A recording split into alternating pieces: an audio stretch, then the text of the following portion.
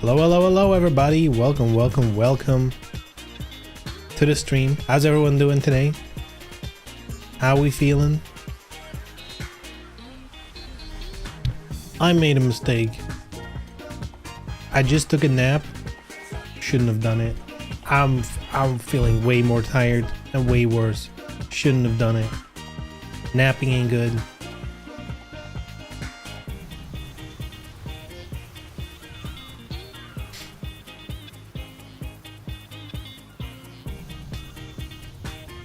I feel like if you nap, it's either too short to make a difference, or it's like, you know, too long, I guess. I feel like there's no sweet spot of like the perfect nap. It's either you should probably just go to sleep for realsies, or just don't nap. But hey, we're here. I'll wake up. I'll wake up. It'll happen. So we're playing DOA today. I booted up the PlayStation 4 version. So if any PlayStation enjoyers want to play today, it is your time to shine. We've been doing PC a lot, so you know, I thought to myself, why not boot up the good old PlayStation version?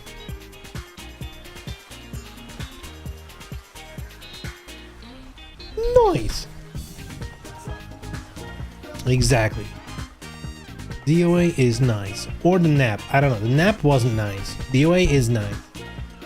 Man, you know, Wednesday, we went over some cool stuff. You know what I completely forgot to even mention at all on Wednesday? Fucking Mortal Kombat. It's cooked. It's over. That was news. I completely forgot about that. As I guess everyone completely forgot about Mortal Kombat. Because it's not doing well. I would not be lagging DOA. Ay. The lagging fighter. I mean, to be fair, you wouldn't probably be, you know, they're pretty, man, talking. See, I shouldn't have taken a nap. You probably wouldn't be the only one.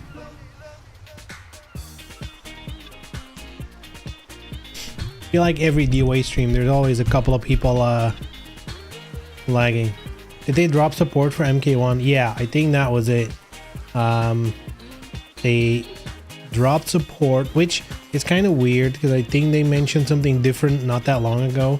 But apparently the current season is like, it's over. They're not adding anything new. They're stopping everything on MK1 and starting work on whatever next, I guess.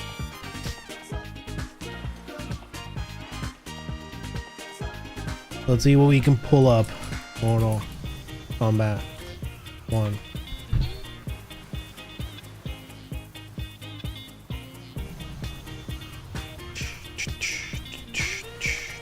Two days ago. There we go. On thegamer.com. I don't know where it originally came from. Future DLC has reportedly been cancelled. Hold on.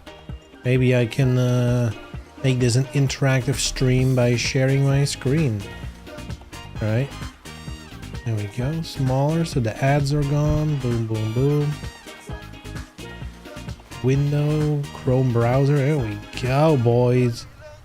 So,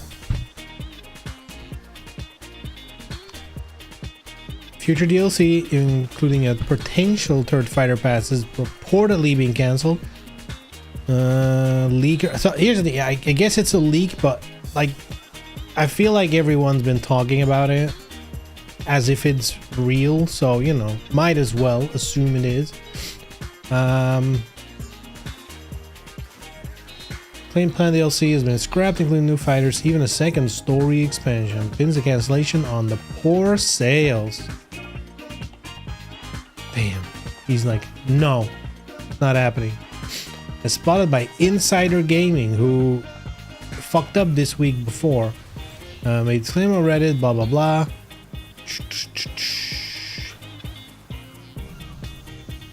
Reasons for the cancellation is that Chaos Reigns sold poorly. What the fuck is Chaos Reigns? Sales figures for this expansion. Wait, they did an expansion? Didn't they just do one?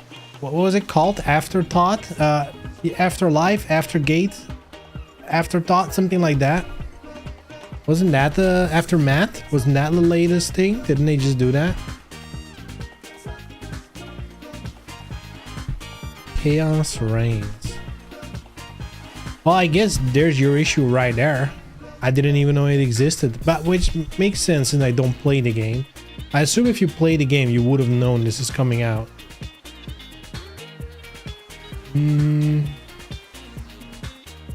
But yeah, dude, I was just thinking this.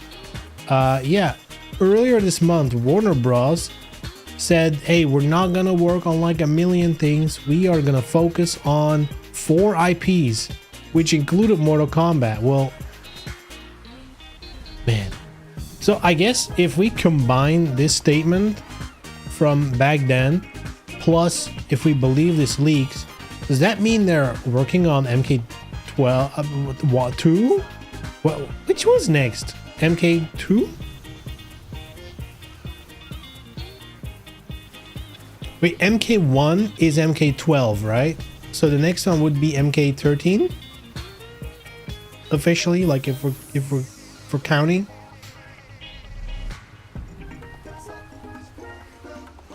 Anyway, Mortal Kombat 1 not doing too hot. What a surprise! I've legit never heard anything good about that game. Excuse me. I've never heard anything good about that game. I don't know why, because it kind of just looked like all the other Mortal Kombats. Again, I'm not a Mortal Kombat player. I guess the only thing I've ever heard about the game in a positive way is good graphics. That's usually where it ends, right? I think the last Mortal Kombat I ever heard someone say something positive about was 10. MKX. That one was pretty well loved. But I feel like 11, I heard nothing but bad about that. 1, I've heard nothing but bad about it. I don't know if there's any truth to it, but you know, if these leaks are true, I guess there is some truth to it. But to be fair, doesn't Mortal Kombat wrap up pretty quickly anyway? Like Mortal Kombat, they never do like 4 or 5 seasons like most fighting games do these days. You know, they're not doing Guilty Gear, they're not doing any of that shit. No Tekken 7. They usually do like 1 or 2 packs and they're out, right? And then, well, up until recently, they did like Mortal Kombat flipped with Injustice, right? So I actually do. If they're stopping MK1, I really wish they would do another Injustice. I like those way more, you know. Mostly the setting. I like DC comic stuff. It's just more appealing to me. So I hope they go back to it. For them it's fine, I guess. They sell a few million copies to the casual crowd and move on. Yeah. Yeah, and actually I do feel the same way about Injustice. I kind of wish we had numbers for it. Maybe we have. I don't know. I feel like a game like Injustice also sold well to casuals because it's a comic book thing, right? And to be fair, Injustice 2, at least in my opinion, had pretty good single player stuff. Like I enjoyed playing that game, not online. Got like the whole towers thing where you could unlock all kinds of gear, and equipping that gear, you could do more difficult towers and like all that kind of stuff. Like that loop, that gameplay loop was kind of fun. The only thing that sucked was you need to level up your character. And that could be solved by letting the AI play for you, because that was an option for whatever reason. They're like, hey, we know this is not fun, but guess what? We also fixed it by letting you not play. Hey. But whatever. Yeah, I don't know, Mortal Kombat. There's cool things about Mortal Kombat, but I guess it's, you know, and maybe a little bit ironic saying that while playing Dead or Alive, but I feel like the whole ultra violence thing, it just, I feel like it feels like it's for kids in a weird way, right?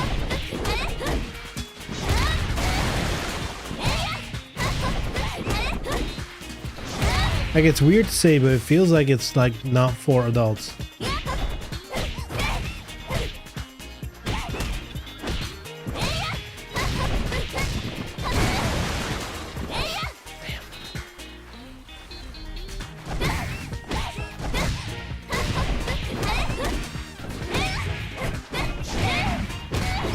Not for our European minds.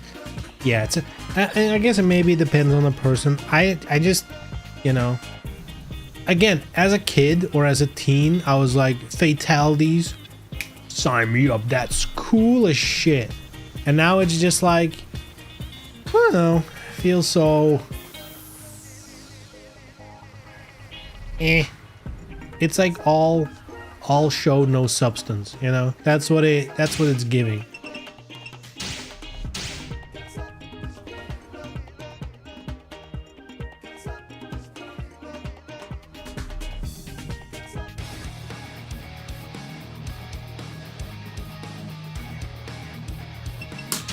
Online.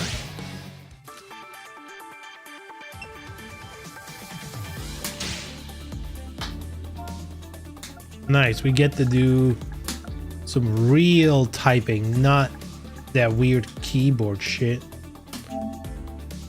On-screen keyboard, real typing. What's up, Black Tea? What up?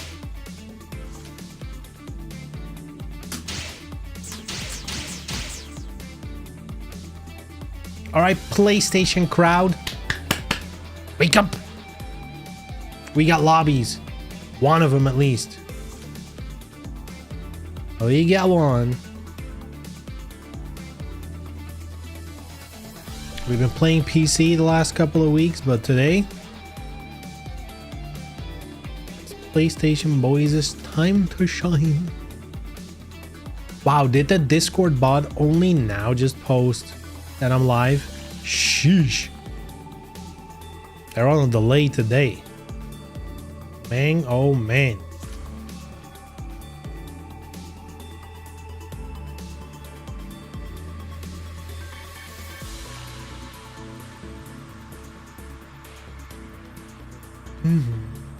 So what else is new?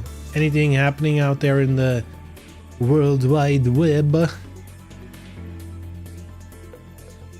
I don't really think so. I think like there's not a lot happening because like everything exciting that's, you know, like announcement wise at this point is probably reserved for Game Awards, which is in like 2 weeks from now, I guess.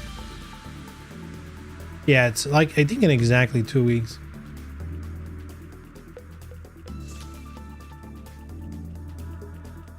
So I guess nothing too exciting is gonna be announced or whatever.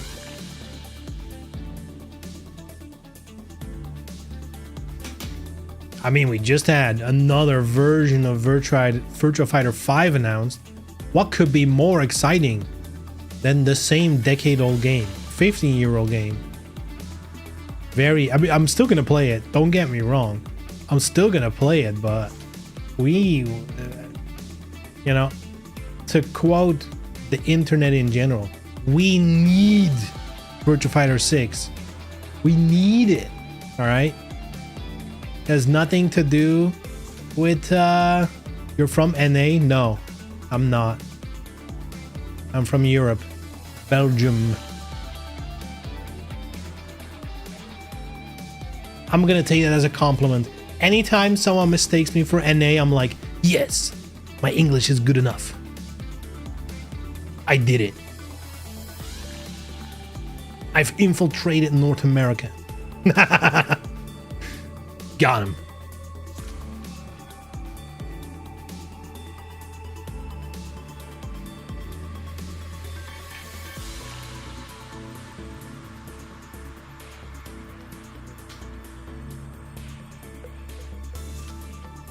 You're my neighbor? Fuck, next door? You're like, I can hear you yelling through the walls, bitch. I was wondering what that echo on stream was. Turns out it's your voice from literally next door.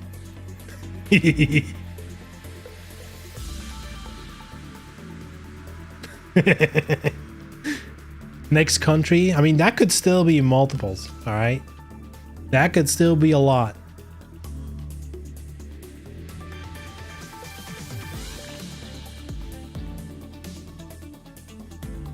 Germany, no shot.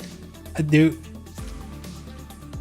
I guess it's because Germany is a big country.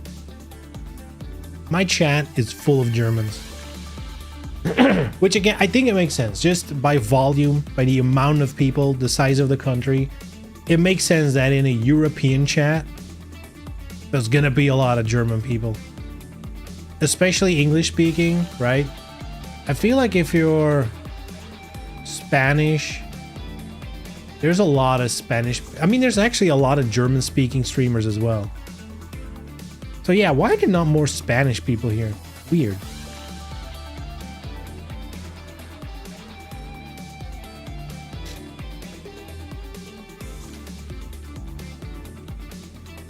Yeah, Germany definitely well represented. Man, you know what's not well represented? Players on PS4. Not looking too good, boys. We don't get a match soonish. I guess we're booting up the PC version, eh?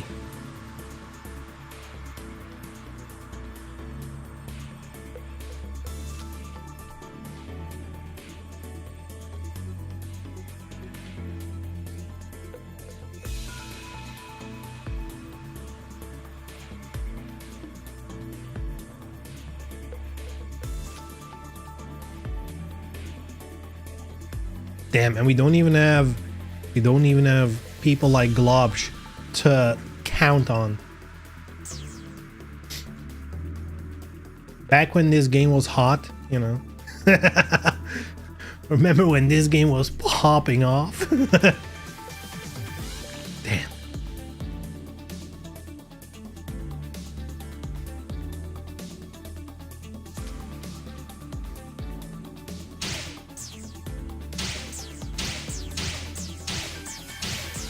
America has the biggest DOA community. Do we think so? I would guess Japan. Even more than Japan. I would be surprised if that is true. I would be very surprised. Keep in mind, Japan also has the whole Venus Vacation community, right? If you're gonna say Dead or Alive community, technically they're part of it, you know? Fighting game? I don't know. I mean, they're both so small. Same way in Europe.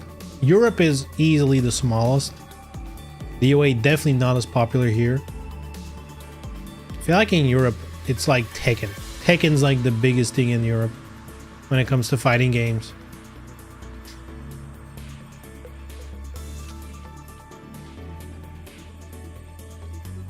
I even feel like Street Fighter is like less of a thing here.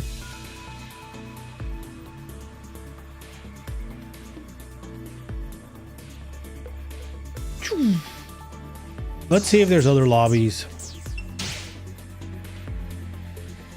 Because right now it's not looking good. Hey, there's like nobody on PS4, dude. That's crazy. Like actually nobody. I mean, I guess maybe my settings were too strict, but probably not. Any is just about as non-strict as we can get.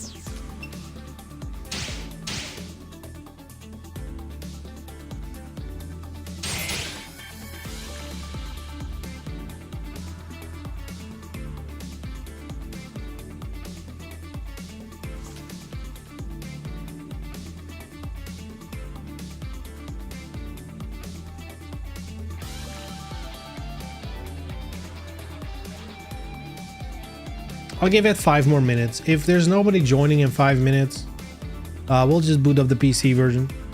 There might be someone there. You would think on a Friday there'd be more people.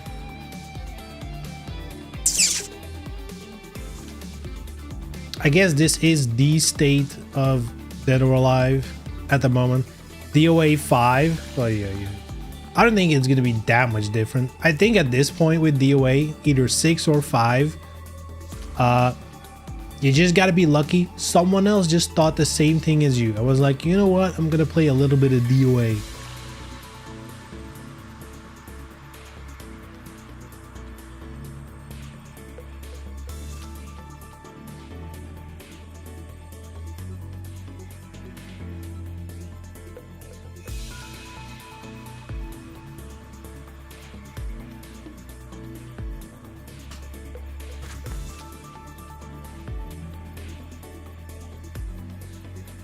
I guess we need a new DOA very soon, as in a couple of months.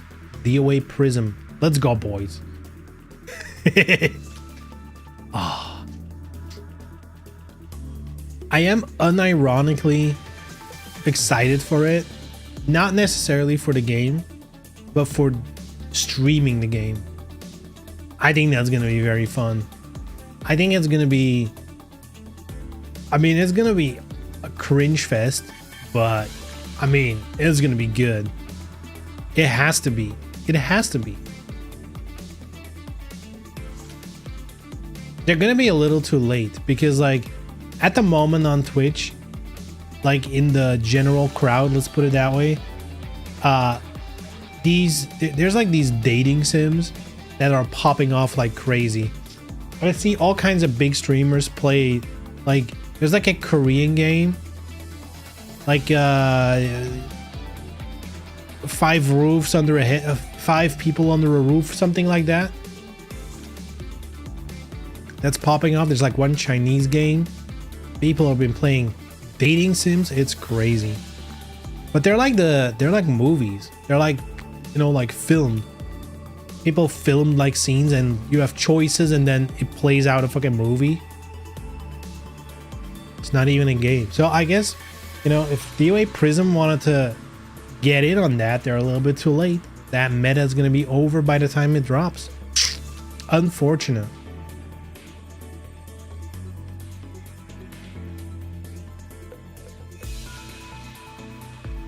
Yes! Showtime! Showtime! Thanks for the follow, man.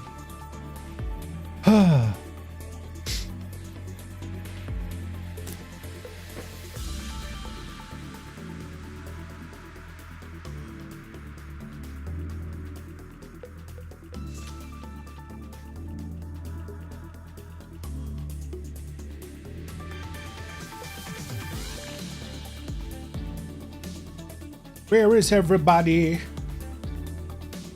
Am I a fan of a dead game? Say it ain't so. Say it ain't so.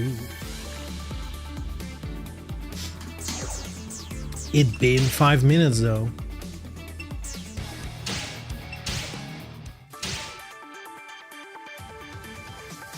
Dead on PS4. Probably dead everywhere. You know what? No.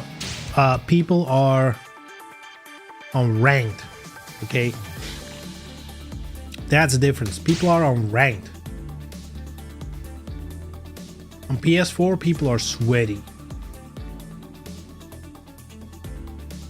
Anytime, any day now, any second now. No fucking shot. Wait, which character am I playing? Fuck. I haven't played ranked in years. And it's Wi-Fi? Uh-oh. I actually didn't expect this at all. Fuck. Fuck.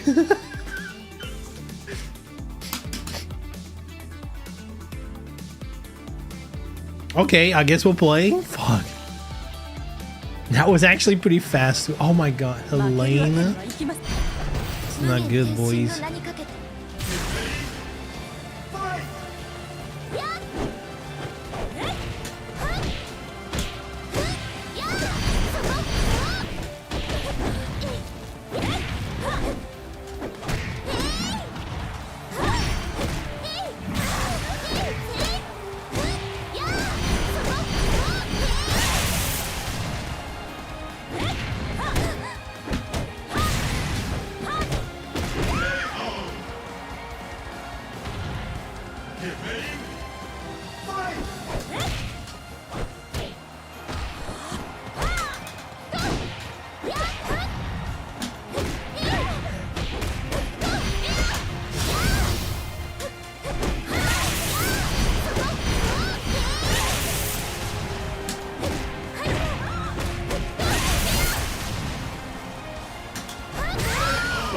Damn, he's good.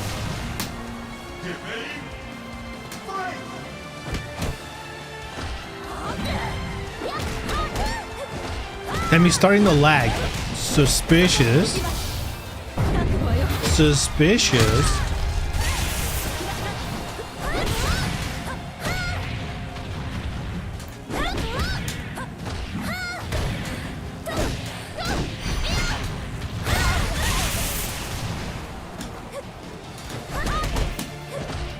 Oh, I'm dead. Uh-oh. He woke up.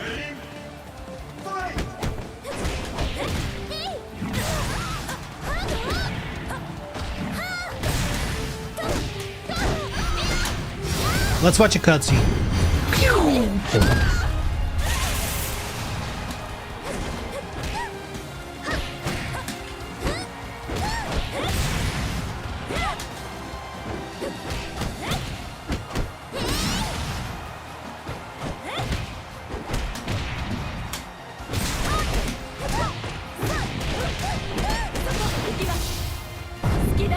Is this gonna kill No Shot? You little bitch. Alright.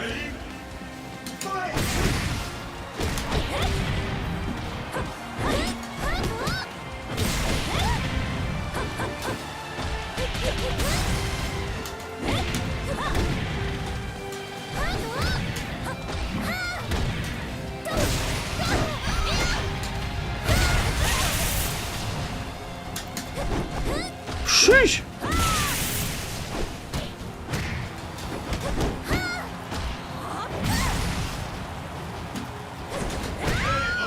Hey. Which characters do you play? Mostly Tina and Kasumi. Excuse me.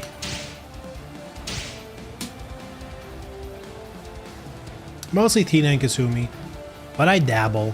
I played some Rachel, some Momiji, you know, some Lei Fang.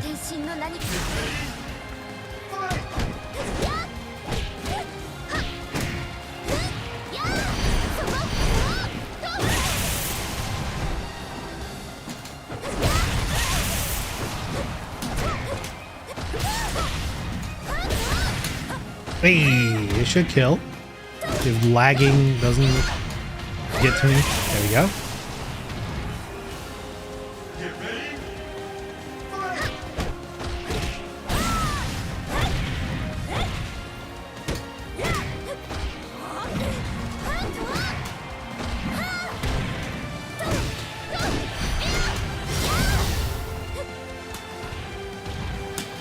Damn, nothing, huh?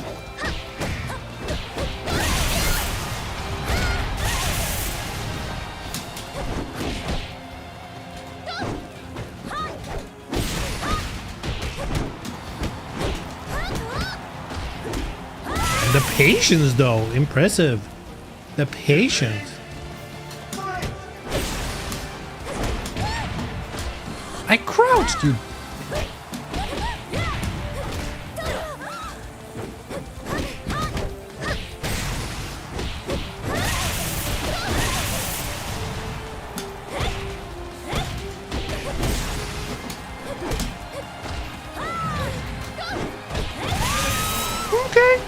Okay, he's waking up. Let's play a little more careful because I've been kind of wilding it out.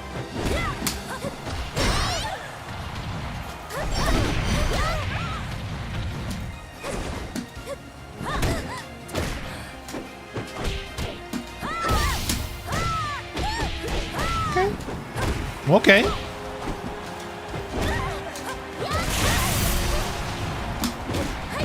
There we go. Surprised I can get that on reaction with this Wi-Fi.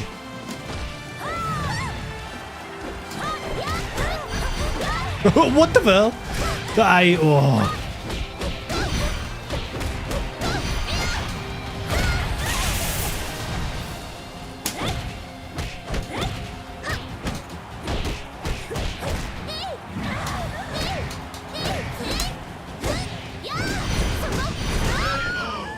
There we go.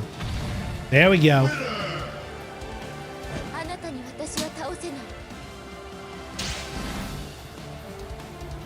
Wow, rank points, crazy. I haven't gotten those in a while.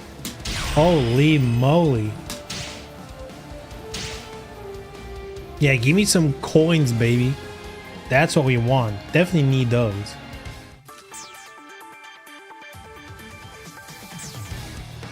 Okay, by now, lobbies should be everywhere.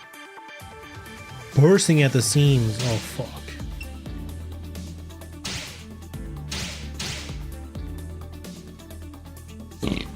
Excuse me, jeez.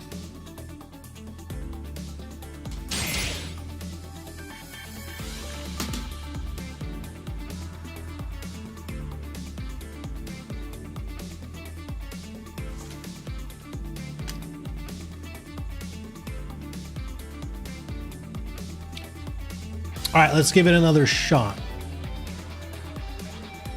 How is there nobody? That's I'm kind of surprised.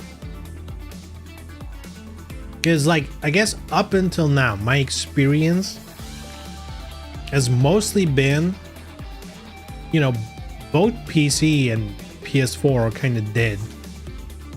So, you know, you kind of do need to get lucky. But usually, if you wait a little bit, someone will join. But this is rough.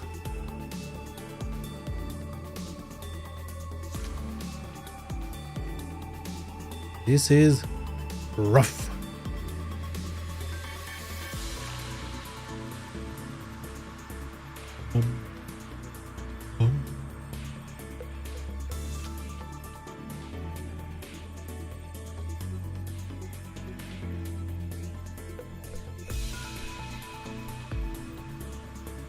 Man, fighting games are weird. I feel like, dude, Tekken 8, that came out this year. It's not even a year old. That game feels ancient. I played it yesterday. That game feels ancient, dude. It's so weird how a game can come out like a fighting game. It's supposed to be a game you can play, you know, for years to come. And it already feels old. I don't know.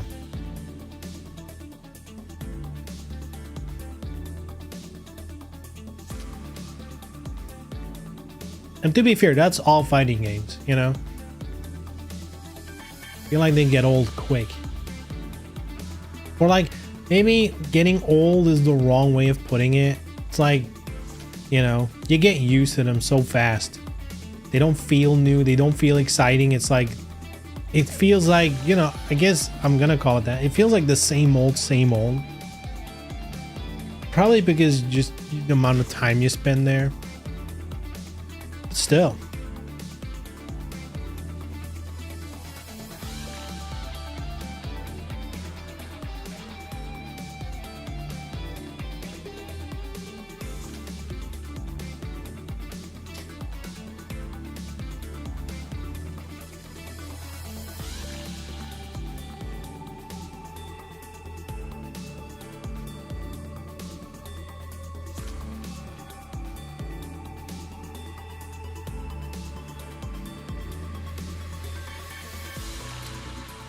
I do feel like they should do more stuff.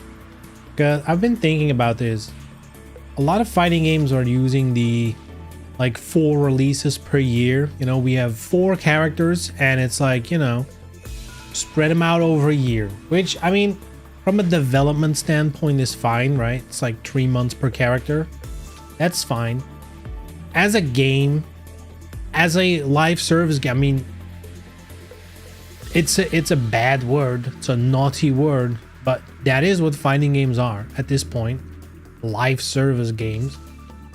As one of those, you would expect a little more, you know, not necessarily new content, but like events, things to do, reasons to boot up the game, right?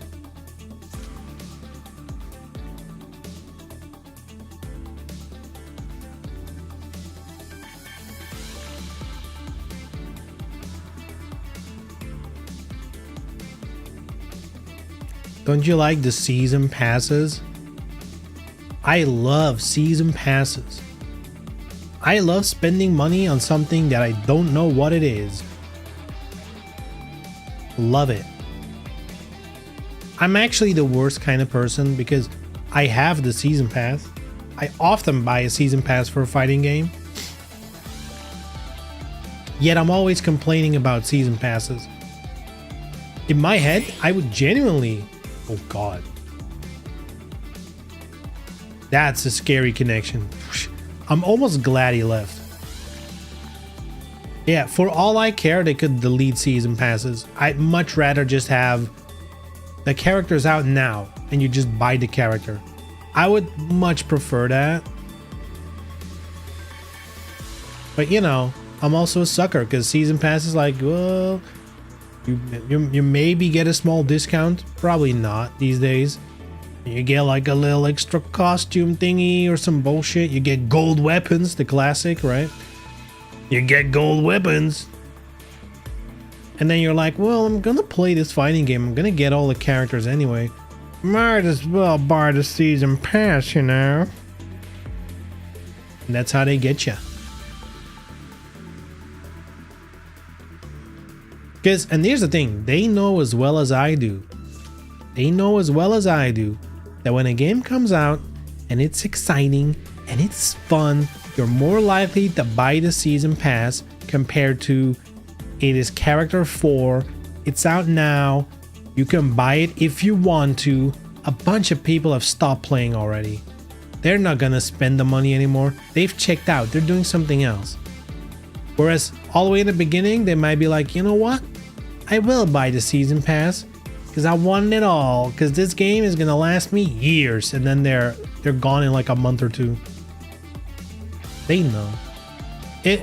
There's something about knowing, and I mean you can smell it from a million miles away, but everything about how a game is monetized, like nothing about it is for you as a consumer. Everything about it is just maximizing. It's basically they've optimized getting money out of you to the nth degree. It's every little thing, everything they do, it's all, you know, designed, focused, tested, all that bullshit, psychoanalyzed. They know exactly. I mean, and it's not these game companies that do it. I'm willing to bet at this point, or maybe it probably already existed for other industries, there's companies doing the calculations, doing all the shit like customer behavior, yada yada yada, all that shit, and they sell it to companies. They're like, this is how you scam the most people. Battle Pass is 90% garbage most of the time. 90%? Man, you are generous.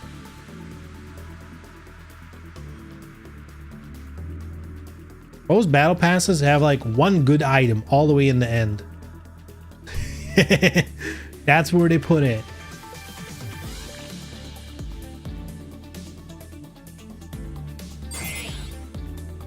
Playing on PSN? Yes, sir. Had a good Thanksgiving? No. My Thanksgiving was horrible because I had none. Because we don't do that in Europe. I ain't no Thanksgiving here. We're not thankful here for anything. We're all bitter people. Being thankful? Get the fuck out of here.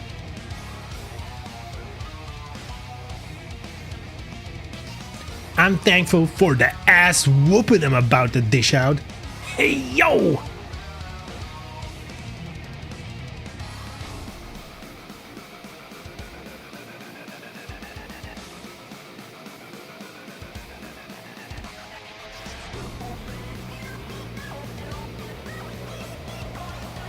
Okay, hot stuff. Let's see what you got. Rrr. Damn, he's ready for the hot stuff. Hot stuff. Hot stuff. Hot shit.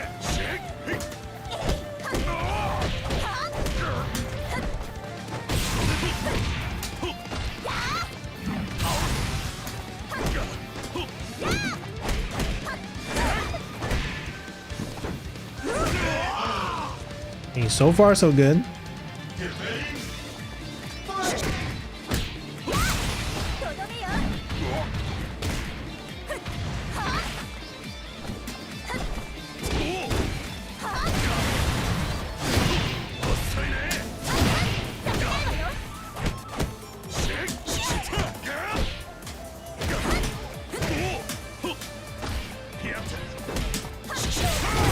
Damn, the throw break. You don't see that every day.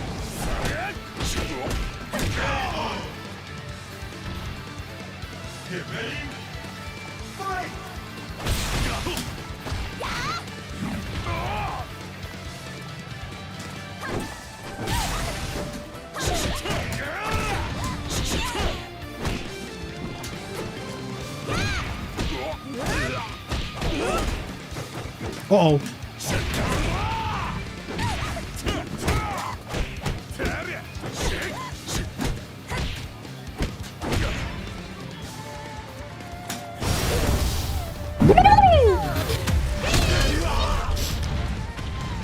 Happy Thanksgiving!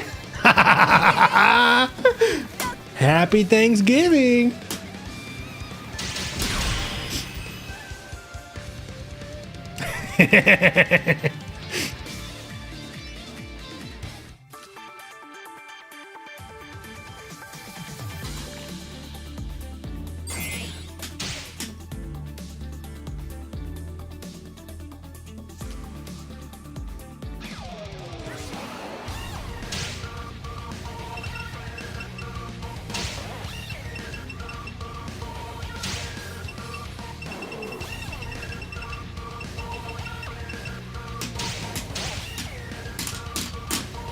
Oh yeah, PlayStation. I got the PlayStation 1 Tina here. The DOA one, sorry. Not PlayStation. I mean, I guess PlayStation 1 too.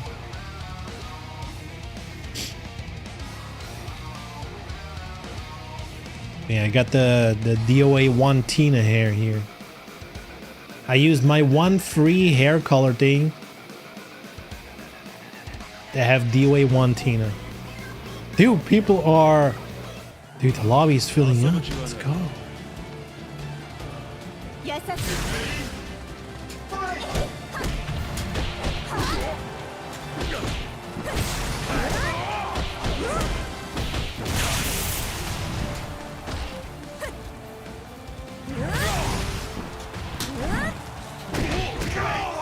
Right?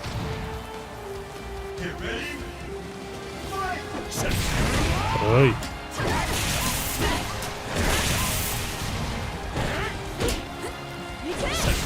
Hey, he was ready.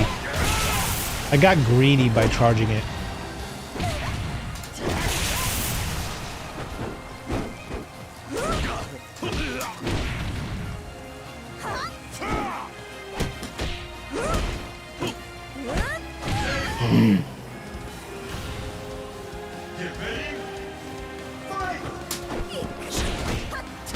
Damn, he was ready.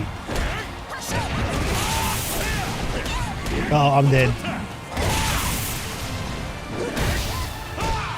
Yo, that crushes a low. I didn't know that.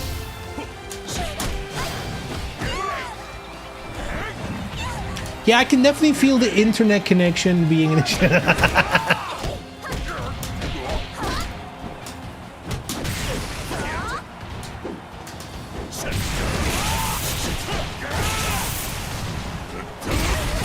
That beats. Oh my god. Damn, Diego's easy.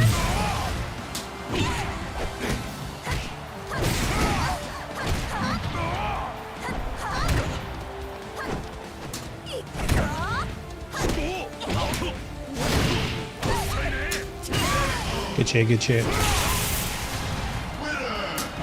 Good shit.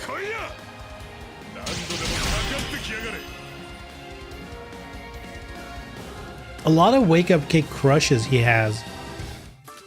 A low wake up kick crush and a mid. Pretty good. That'll get ya. That'll get ya.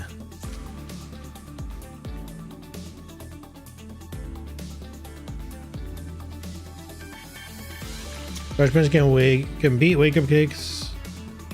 Which you think is weird. I mean, yes.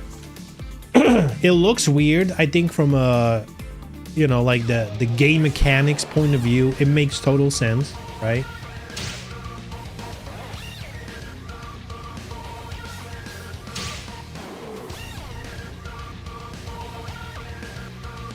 Drift King, uh-oh.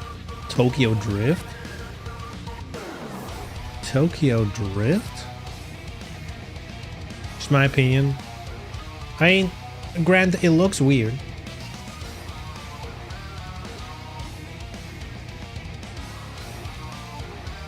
But, you know, especially since you charge it, the damage compared to the Wake Up Kick is so much higher, probably.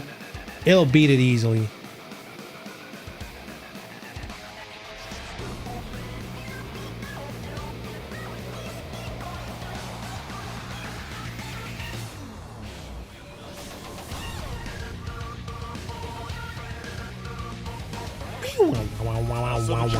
Oh shit. Oh shit. He's playing your character. Stealing it. Why did that miss? That was weird.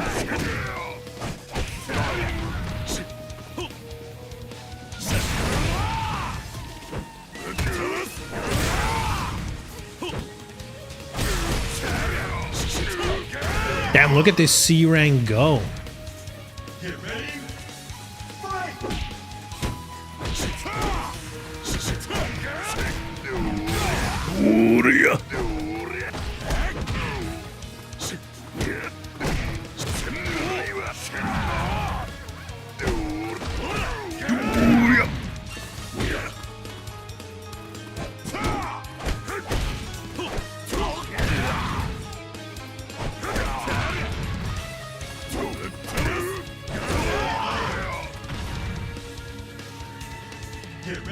Remember when you could make his name Mr. Strong instead of Bass?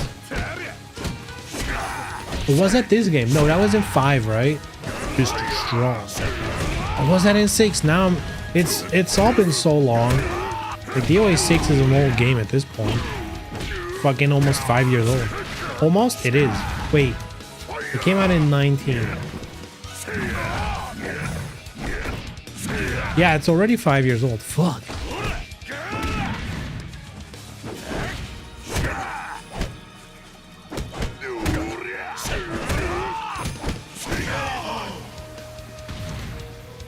Mr. Strong. Those who play Ninja Gaiden? Yes, sir.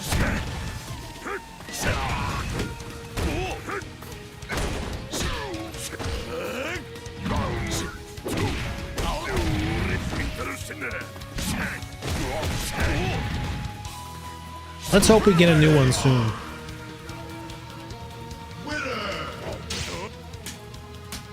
Like, I feel like we're not gonna get a new DOA anytime soon, but I'll be pretty happy with a new Ninja Gaiden.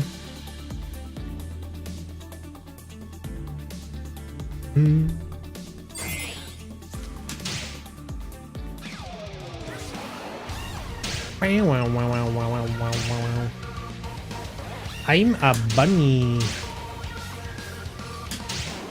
Bunny, bunny, bunny.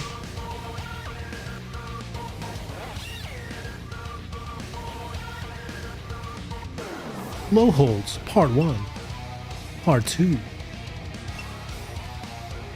4-way holds. Still, I'll never understand why they give the option to change to 3-way holds. It's so whack. They should have just committed to 1. Oh god. My? Or like ay ay ay.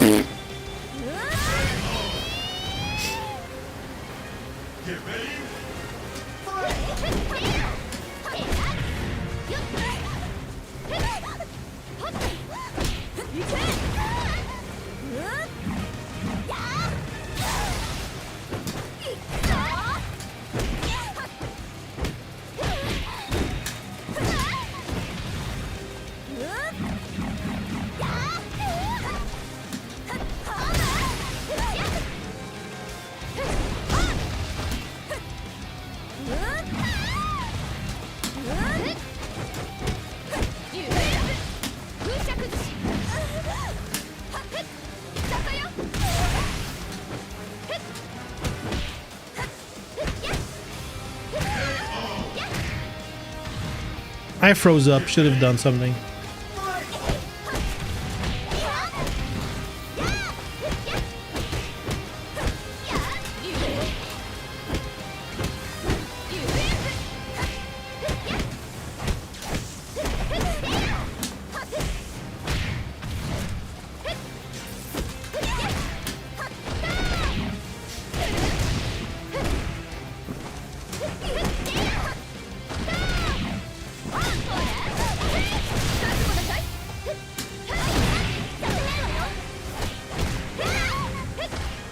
Hey!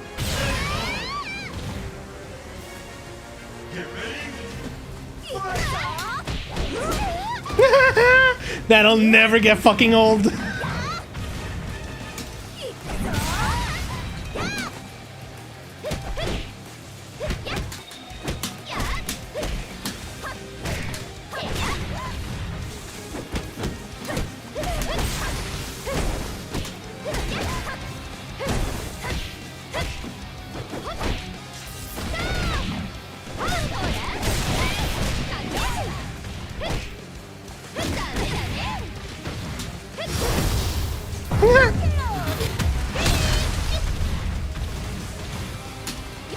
Oh, I tried to do Shining Wizard, but he ran closer, but the throw still connected. Let's fucking go. Let's go.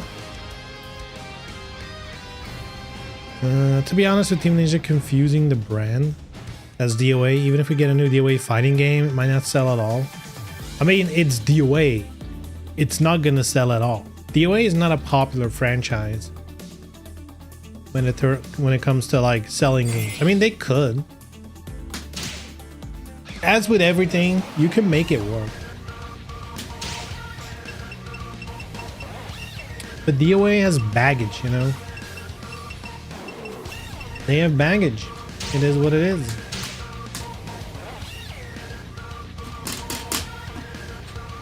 I genuinely think the only hope they have to release a new fighting game and have any shot at shedding some of that old, you know, the preconceived notions people have of DOA is to do a soft reboot, you know? Instead of DOA 7, just make a new game called Dead or Alive.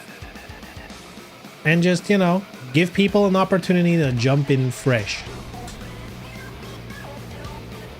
Big old titty baggage, yeah.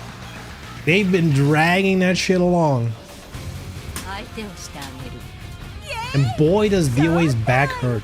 Whew.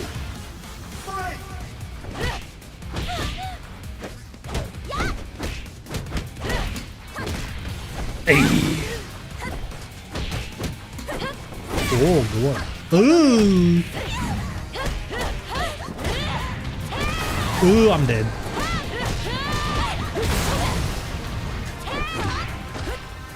Hoppa. Woo, this might kill actually. Oh.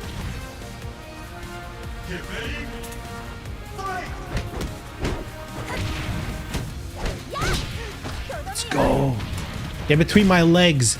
Get between.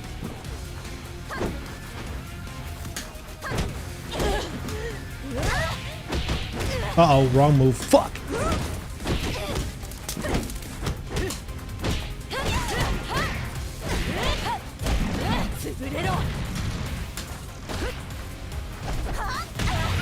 Off the air, damn.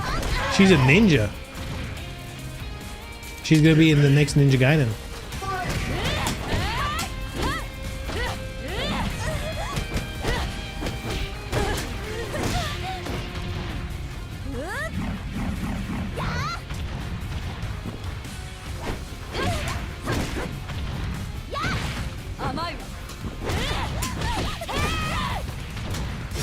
Oh my god!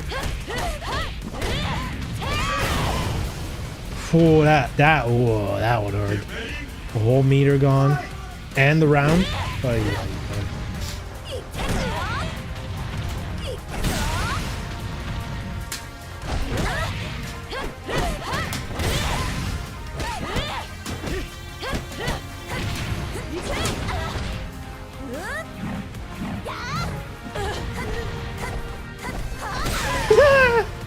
I'm sorry. いい感じだったわよ。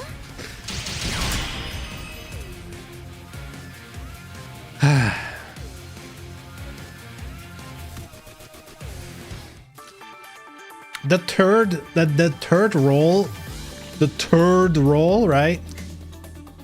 Roll number 3, I felt nasty. That felt disrespectful. And that's why I did it.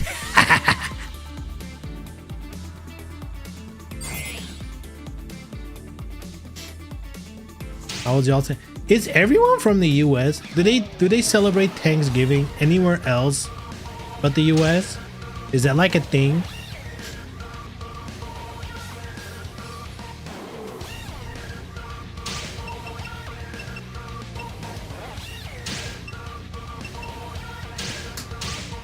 Yeehaw!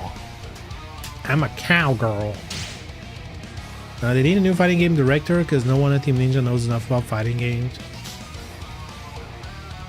I mean, sure, that might actually be a blessing in disguise, you know? If they would make a new one, that they have a team that like put some fresh eyes on it instead of like the tired old stuff, might actually be a good thing. It might be a disaster, you know?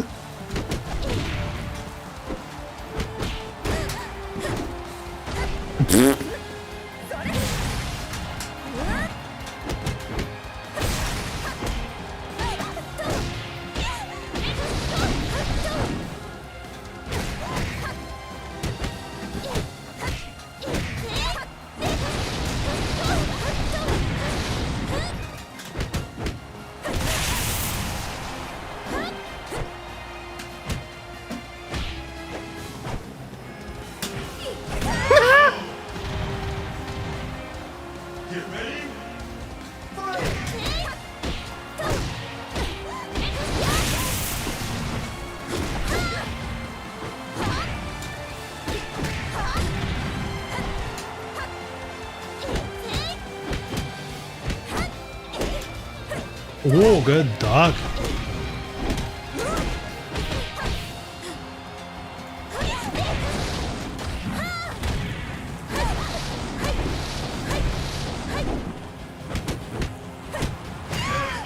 He knows to do a mid there.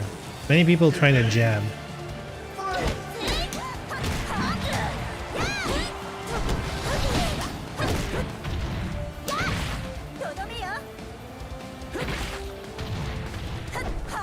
Oh.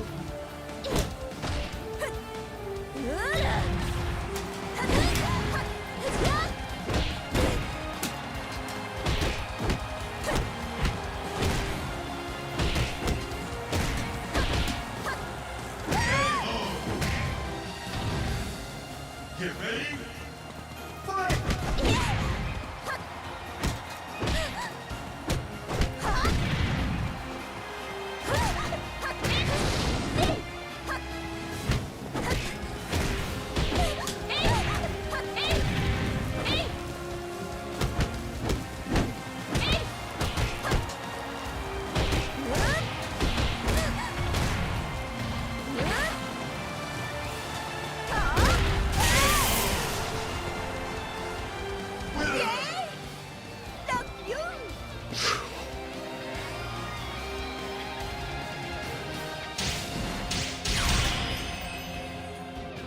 That was crazy. What the fuck was that damage? I can't believe it did that much damage. I can't believe it hit. That was a crazy move. What the fuck?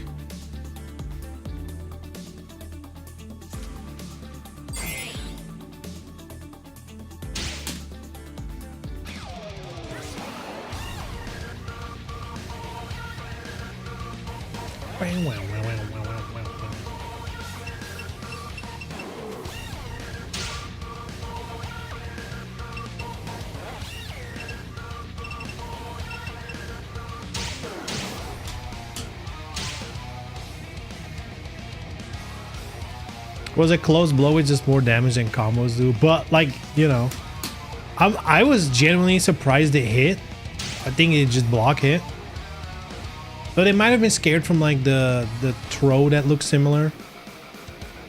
Maybe they ducked. Yeah, and then the wall killed. Damn, that was brutal. That was a brutal finish. What do we get first? Soul Calibur 7 or DOA 7? Boy. I mean, at this point, the chances of either of them are small. But I would say DOA 7 is higher because Soul Calibur, like, everyone left the company.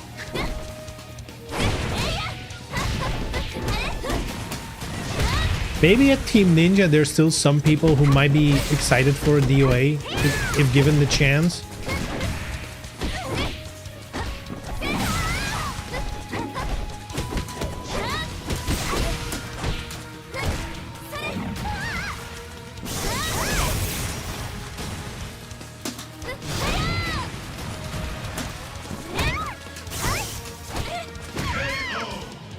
But at least at Namco Bandai, they pretty much said that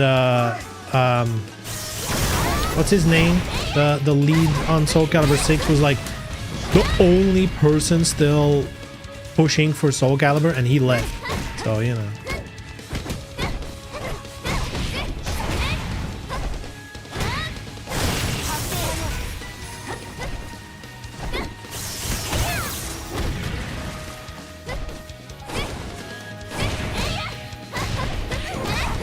Oh, the wall.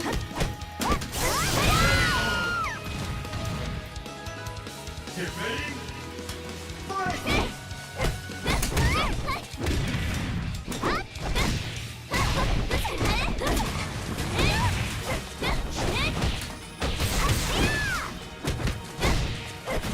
Ugh. Ultimate defense. Backflip mode. You can never beat it.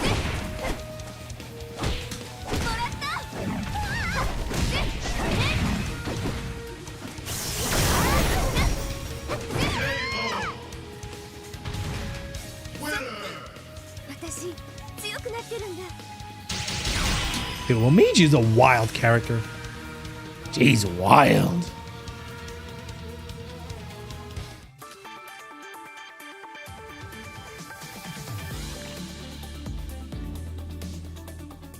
But yeah, both games, Soul Calibur 7, DOA 7, chances are for both of them are pretty small that they're happening anytime soon, if at all. But if I had to put money on something, it'd be DOA.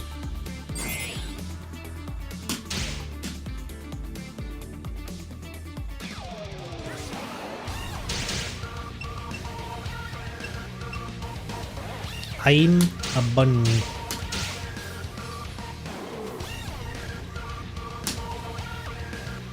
Yeah, but Soul Calibur sold over 2 million copies, so the game might have a higher chance than DOA. I mean, not necessarily. Someone needs to want to make it, and the company needs to approve it, you know? Sales numbers alone don't necessarily say, like, tell the whole story. But, you know, who knows? You never know, right? Never know. But I wouldn't count on it. Boink.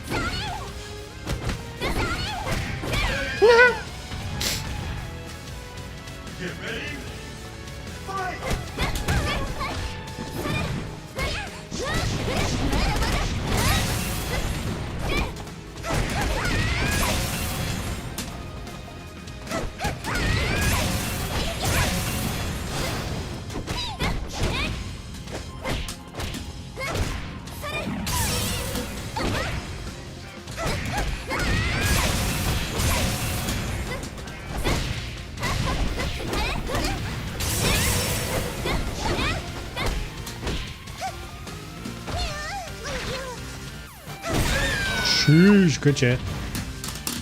Get ready.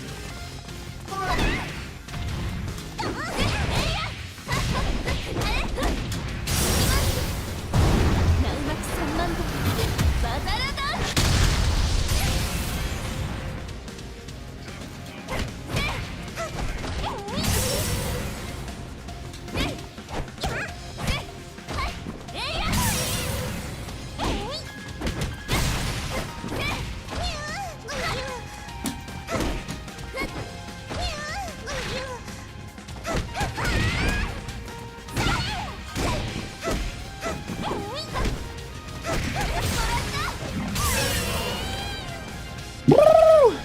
Get ready.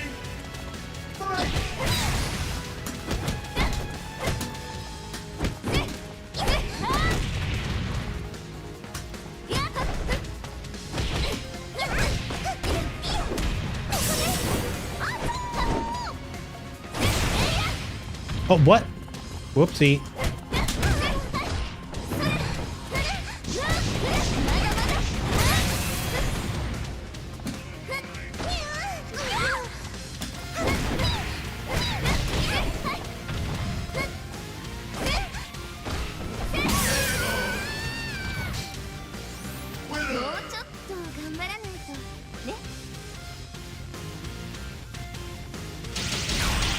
Doesn't put in more money to make it. Started selling it for like 20 bucks 1 month after release. Yeah, again, copy sold.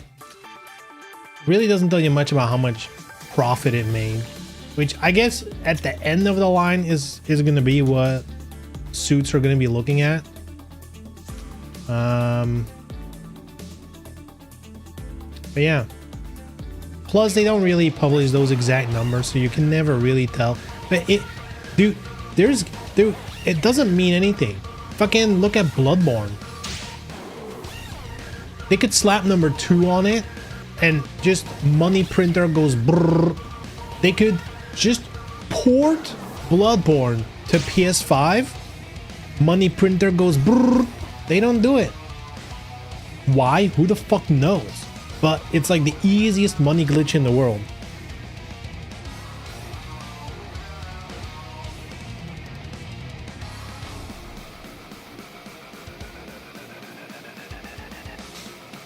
DOA better on PC or console?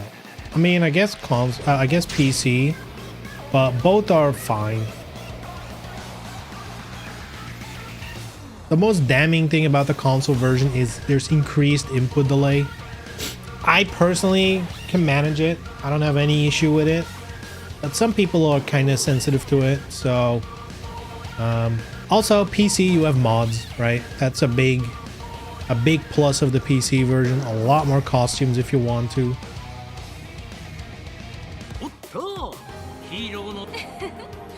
お手柔らかにね。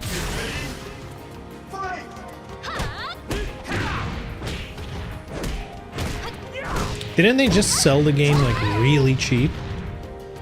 Isn't that? Is it? No, it's currently it's Black Friday. It's Black Friday. So I don't know what the price on the game is. They just recently did a really deep discount, I believe.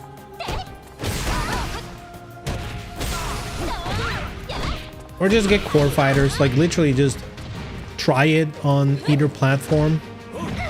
If you have a console or a PC, just get Core Fighters, download for free, give it a whirl, see which one, like if you even notice the difference or which one you like best.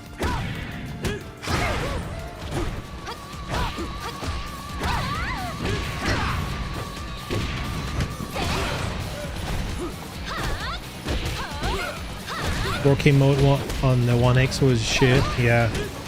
And a while they put that in.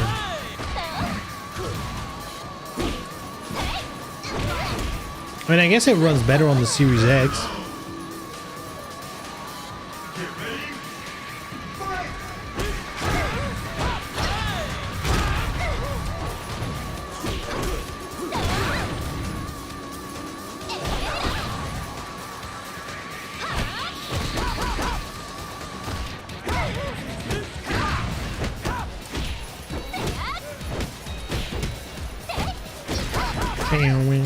Bam, bam, bam, bam.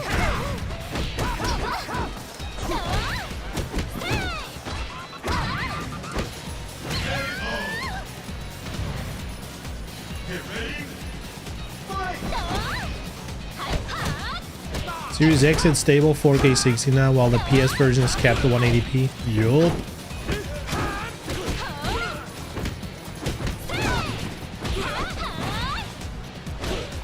I'm kind of surprised there's not more games out there that, you know, like on console you often have like performance mode and fidelity mode, and these days ray tracing mode, whatever. You have all these modes.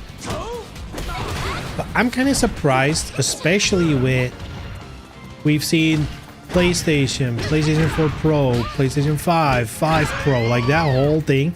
Clearly, the next PlayStation or the next Xbox is gonna support backwards compatibility, right?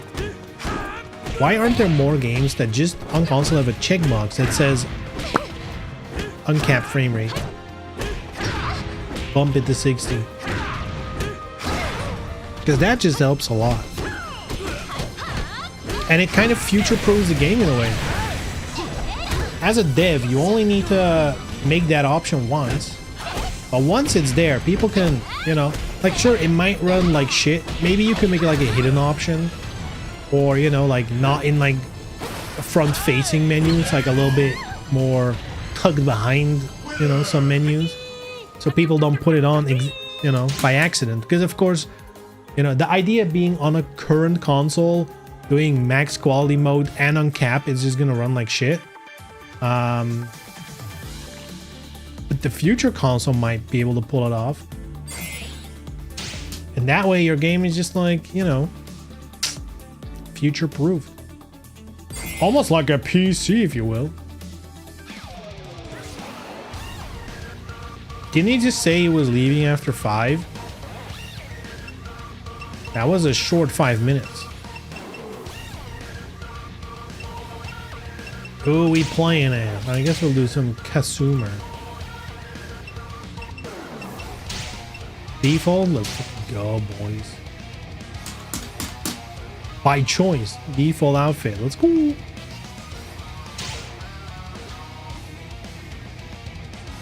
I remember the Hitman games, the World of Assassination Hitman games. Those had like performance and quality mode, but you also had like a checkbox to uncap your frame rate. And when the PS5 launched, you could just play the PS4 version on max quality mode, uncapped, and it will run perfectly. You know, up until they launched the actual like Hitman 3, PlayStation 5 version, that shit. But the option was there for the official upgrade, and it made a big difference to the game. Because that's how I played it for the first time. Get ready. Fight.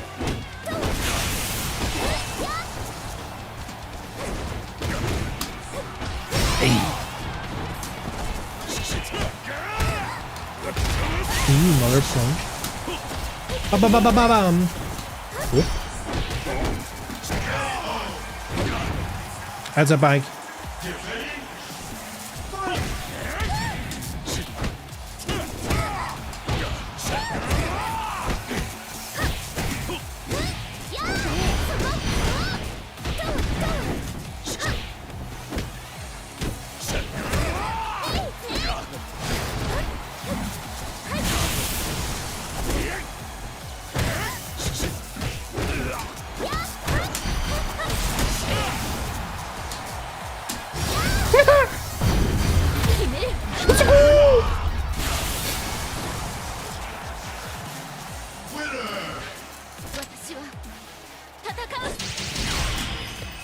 I'm gonna spectate for a second because it's break time. I'm gonna take a short break, but there's other player now, so that is a good thing. What's spectator mode again on PS5? R3, maybe? Yeah, R3.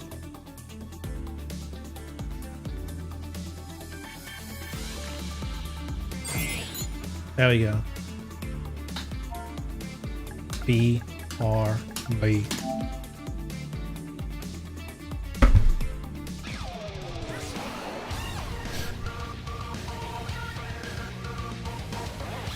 We're gonna keep the uncapped FPS upgrade to themselves and only allow higher FPS in the remaster you have to pay for through That is not. That's one of those things these days that's kind of fucked. Because, like, you know, remasters are happening faster and faster. We just got a fucking Horizon Zero Dawn remaster, which I think pretty much everyone was like, that game didn't need it. That game didn't need a remaster yet. Too soon. You know? I feel like, you know, they're like, yeah, but we want it to be like at the same level as as Forbidden West, whatever it's called, the follow-up. And I'm like, we're so close to that original game. That should have been an update. Or maybe like a DLC or something, but not like a remaster. Like what? You also play Ayane sometimes? Nope. Not an Ayane player.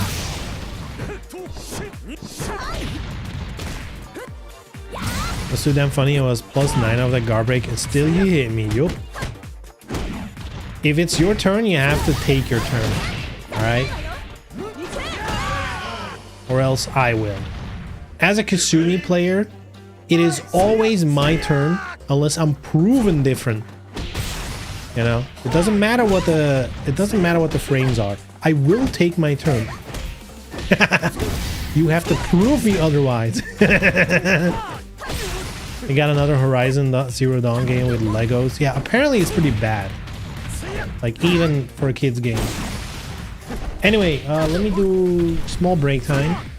Give me 5. And I'll be right back. Get ready. Fight!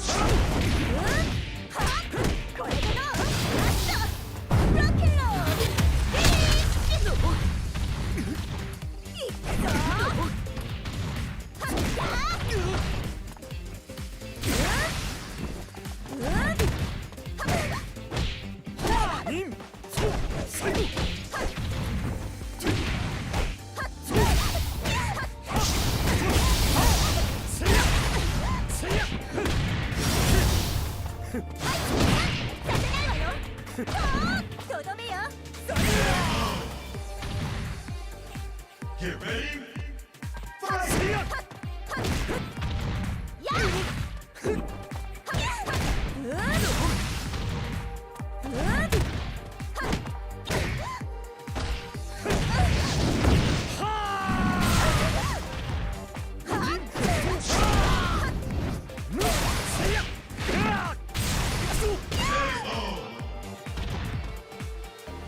目に見たぞ覇者の一撃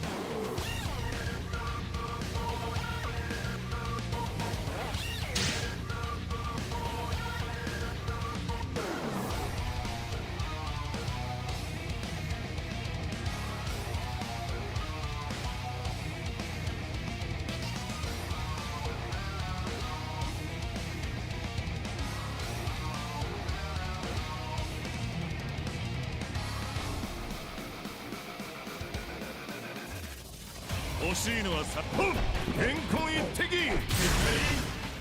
Fight! 大サッタ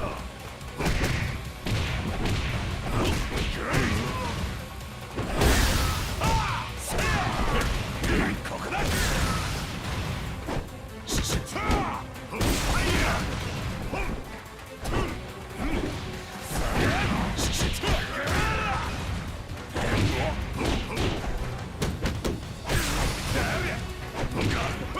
シ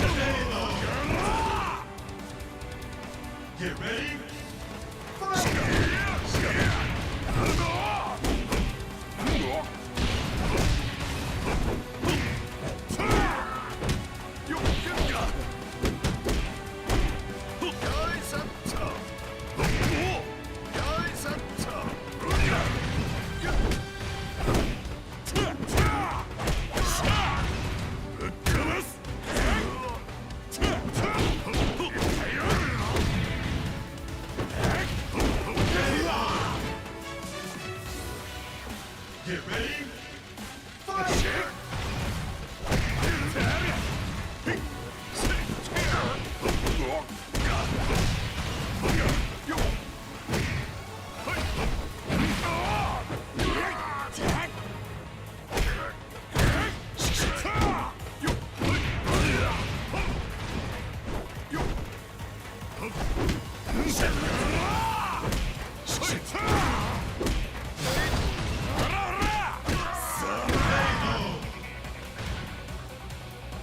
Get ready. Fight!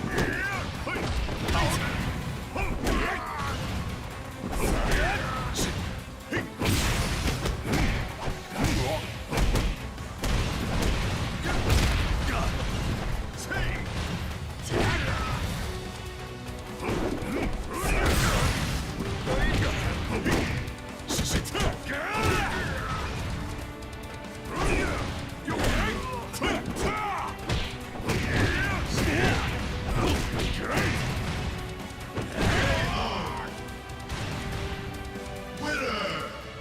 どうだ負ける気がしねえ。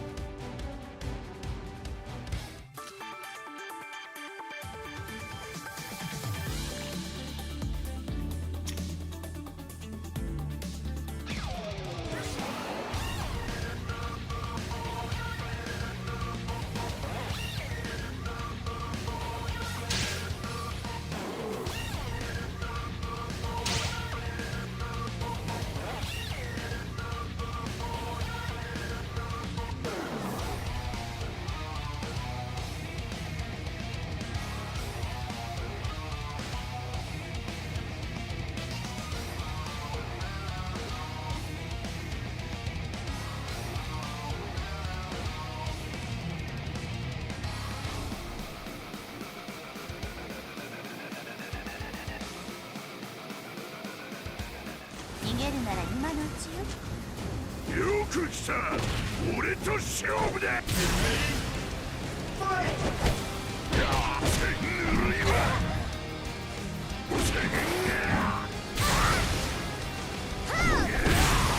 インタラしてんだ。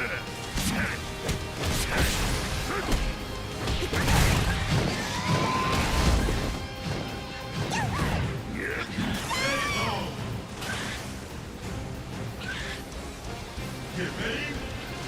Fight! なっちゃ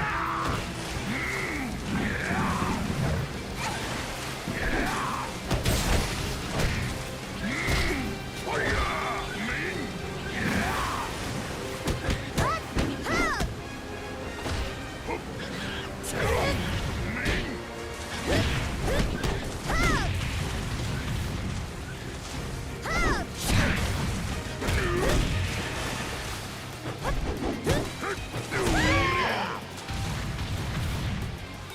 Get ready.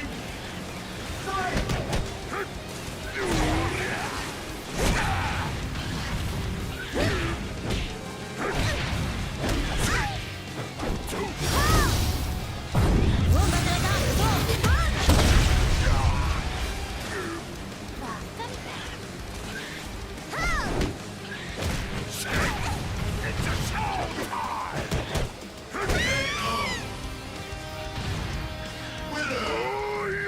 チャンピオン。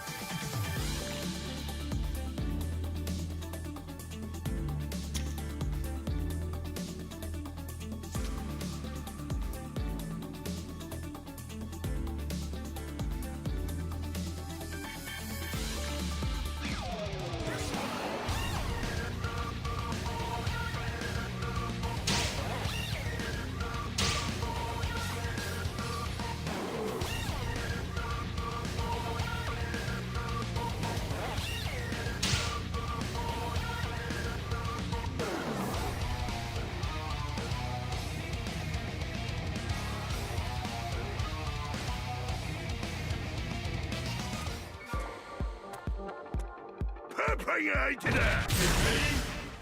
Fight!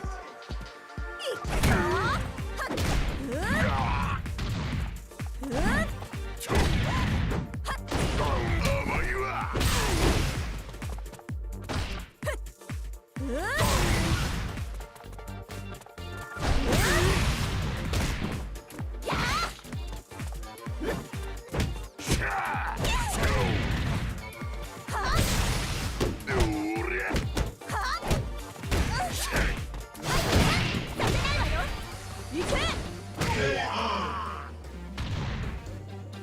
Get ready! Fight!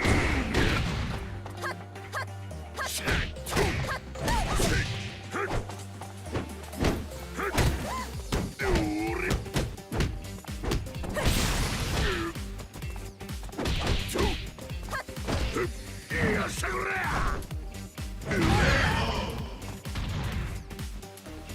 Get ready! Fight!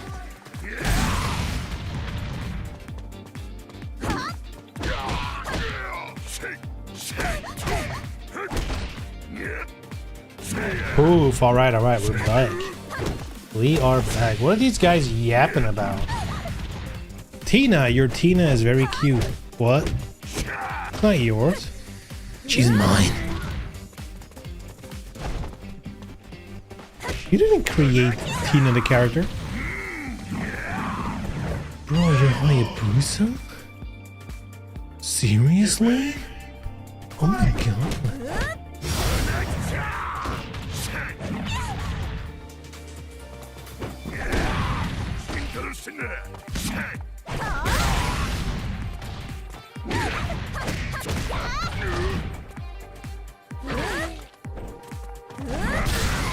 What?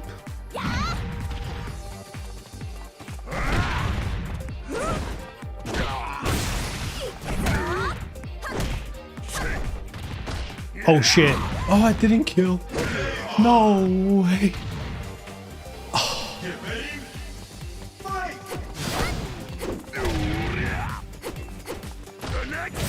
Up a training stage. Who the fuck picked training stage? This match doesn't count.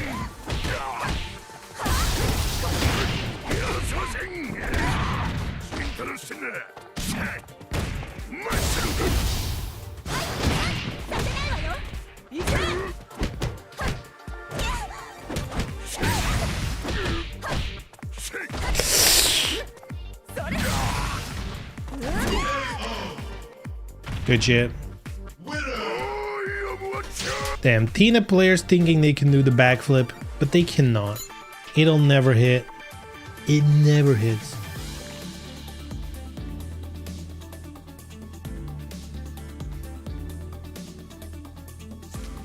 Tina lady choose training stage. Whack. Absolutely whack. I'm gonna be honest, if I would develop a fighting game,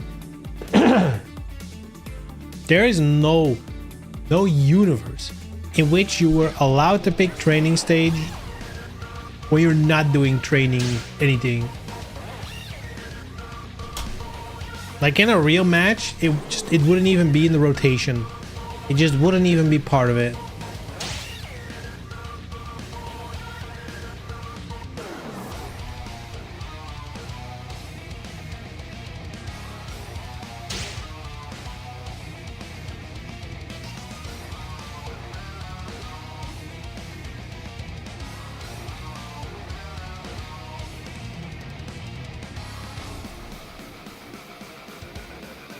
Why does that Tina look so weird? Oh, it's the flipped emote. Oh, yeah.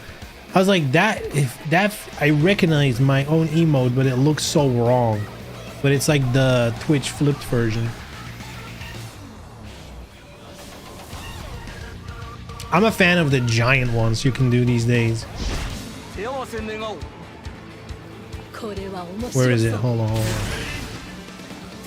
We got this. Get started. Gigantify. Bomb. There we go. Look at this shit. Gorgeous. Beautiful. I guess it won't show up on the chat on screen as a giant emote, but believe me, she is shaking a giant booty. Believe me.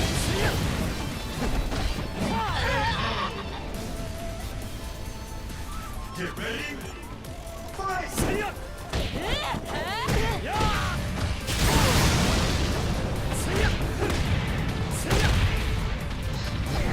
God, that is,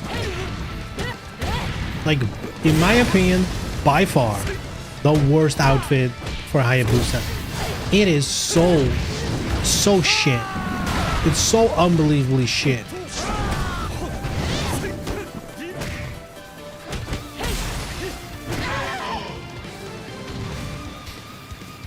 That outfit is basically, what if his suit was made of magnets and it attracted every weapon in existence stuck to his body? Horrible.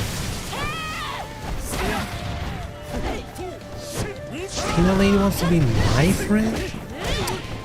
Aww.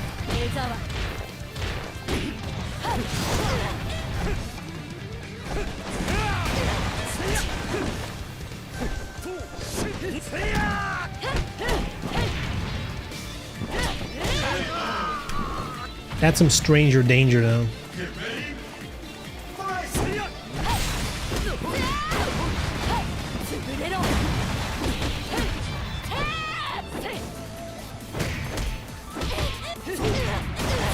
The claws are the worst. I mean, it's just too busy. It's just too much. And I get that's the point. That's the joke, right? Let's plop every Ninja Gaiden weapon on him. That's the joke, right? But like, it's not a good joke. It's a bad joke. 目に見たか覇者の一撃 Is he wearing glasses? Oy, oy, oy.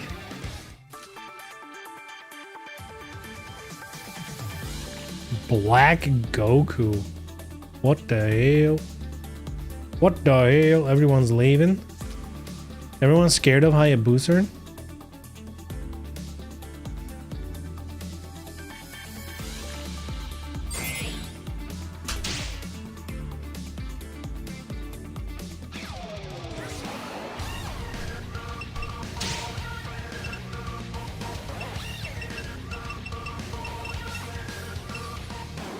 All right.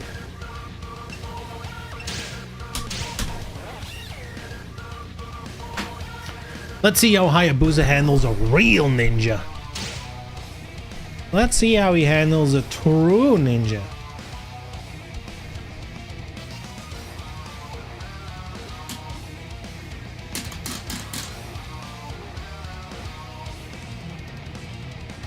예! 좋다. 嵐吹く予感に似たり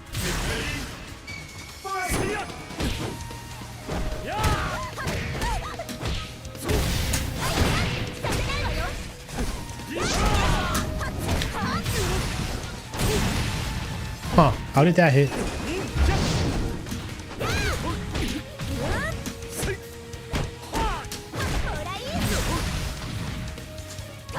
Uh-oh.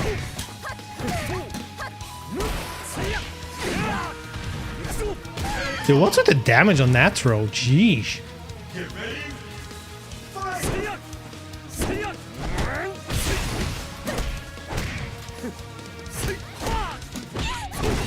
He's one of those guys.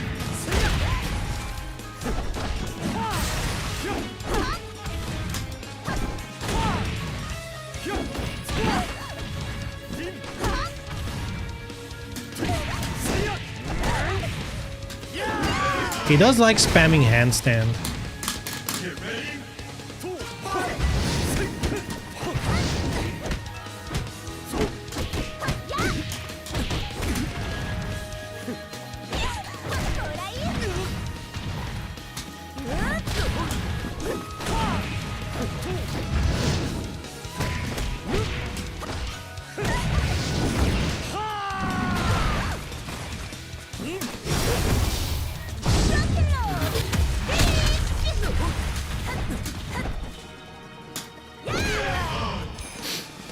Are Busa the strongest character in the game? Arguably, yes.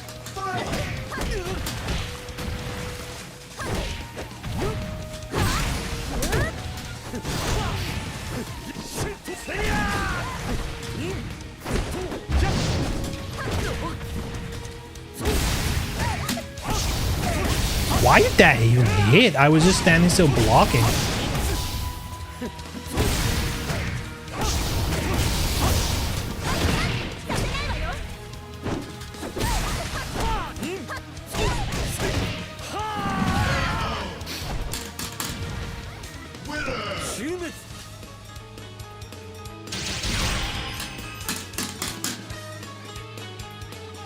But yeah, I would say from my limited experience with high level play, Hayabusa is definitely, I would say, the strongest character. If not, he's easily top 3, right? If you want to argue, he's still top 3. Easily. He just has a very lethal combination of high damage output, a lot of like moves that get you out of shit, you know, like the handstand. You can just ignore so much setups just by spamming handstand, or by the teleports, or moves that jump back. He has so much movement options. You know, he's also a grappler, which means faster throws. It's like, you know, he doesn't really have much downsides.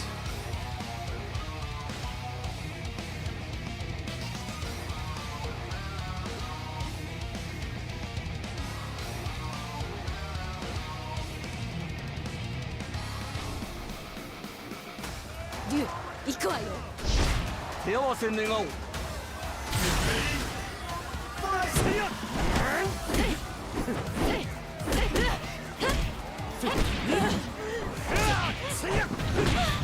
Oh yeah, he also has the combo throws, like the launcher throws. That's also super buff to have.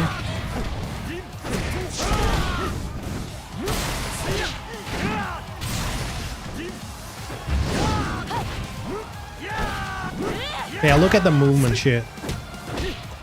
So good.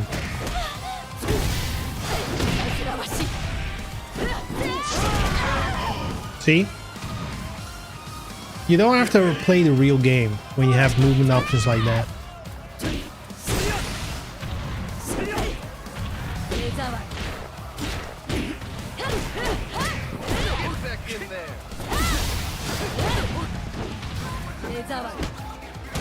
Nice, when you play DOA online.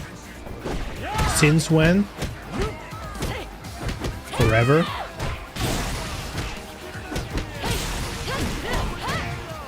I mean, when this game launched, I streamed it daily, every day, for probably the entire year, at least, and then some.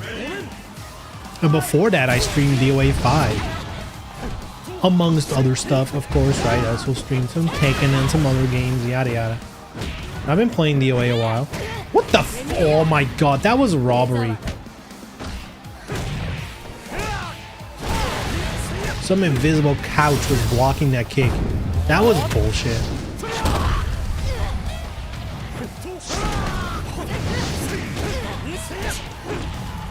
When he does that fiery spin thing, can you grab him after that? Or is he safe?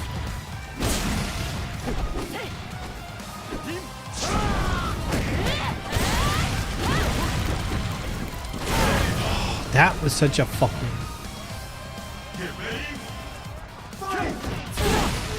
Do you like Tekken 8? Yes and no. Generally, I like it, but there's like some annoyances with it. Yeah, if I play it a couple days in a row, I kind of get tired of it really quickly. To me, it's a great game to enjoy in small doses.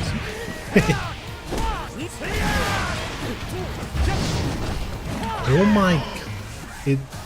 It flipped. Oh, that's bullshit.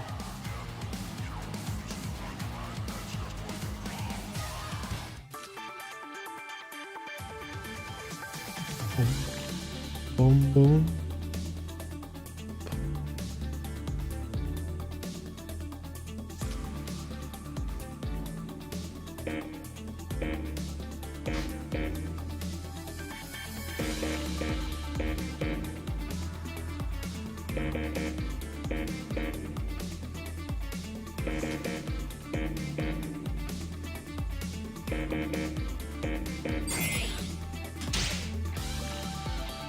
It's a high grab? I mean, he's got the teleport thingy, so maybe he can still get out of it. Who knows?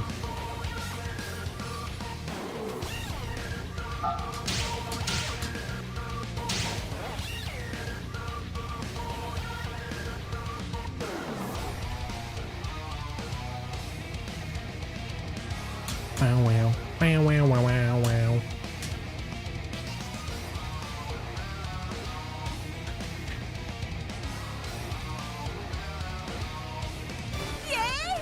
Oh boy, this is not a good stage. Ooh.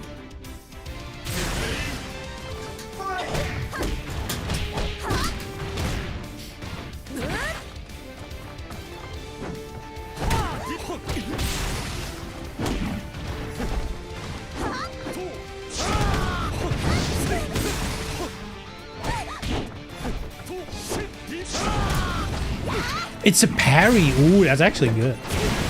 See, that's fucked. He auto aims with that shit. Look at this. That's a one shot. That's crazy. You dumb fucking bitch.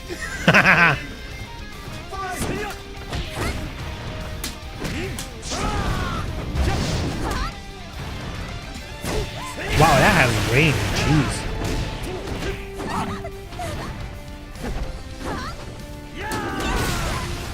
Oh, he has long range attacks like that too.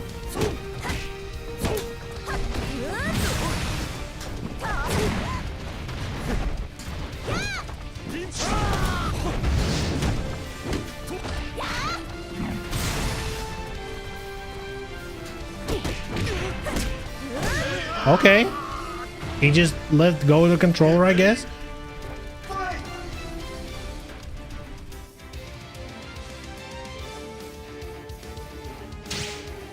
Huh?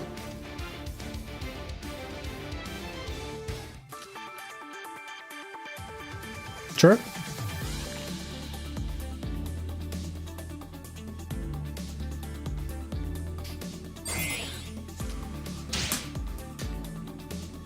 Mom called. Time for homework. His timer on his console, you know, the timer ran out. Nothing to do about it. The timer ran out.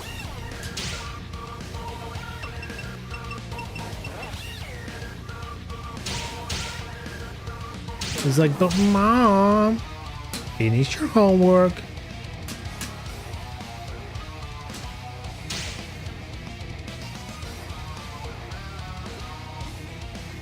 Actually, as someone who plays Tina, it's kind of good to know that a lot of his teleport shenanigans, he's doing a parry, which means if someone's like him spamming it, I can do some, excuse me, I can do some good damage.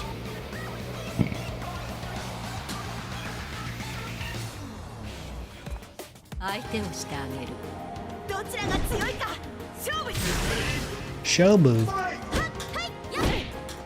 Boy.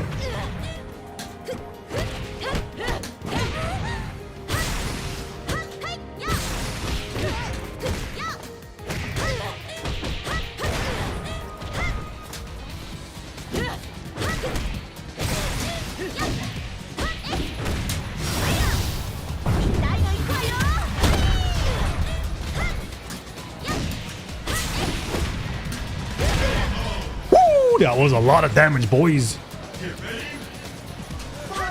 Oh.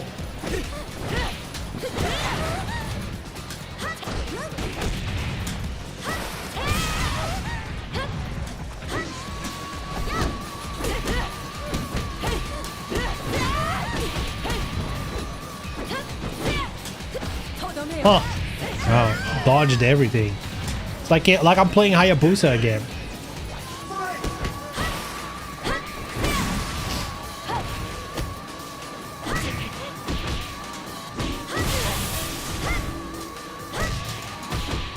Uh-oh.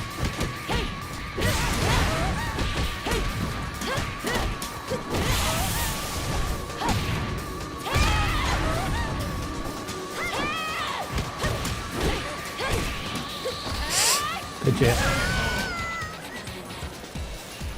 Get ready. Fight!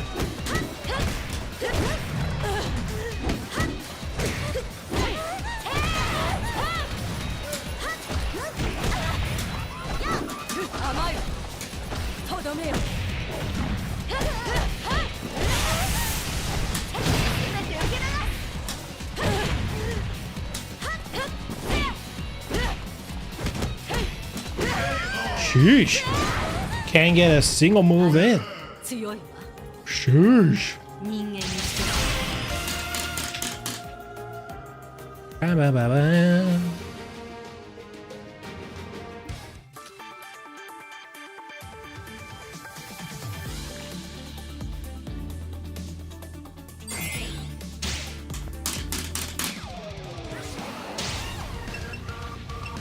Wow, wow, wow, wow, wow, wow, wow.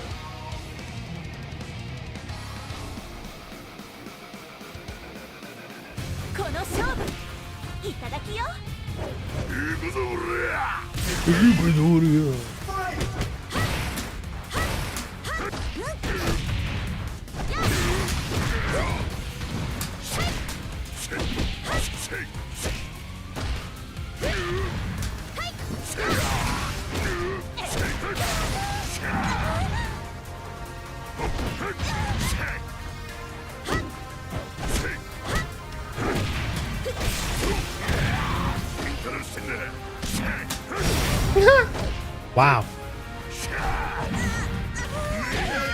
Okay. Stun locked. Jesus Christ.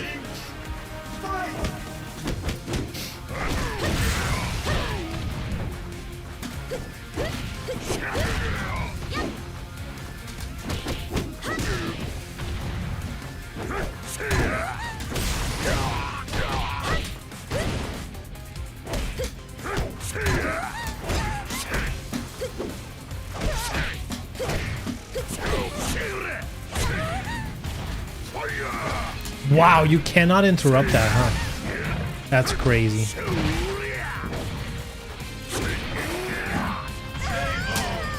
He's just waiting while you get up.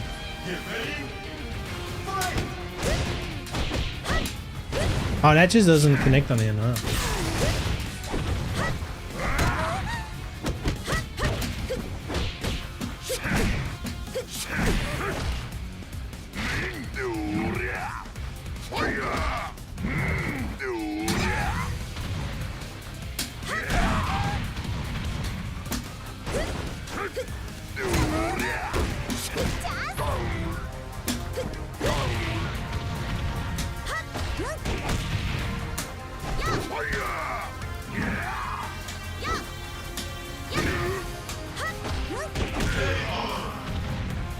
I'm rusty with Lei Fang, that's for sure. How does that string go again?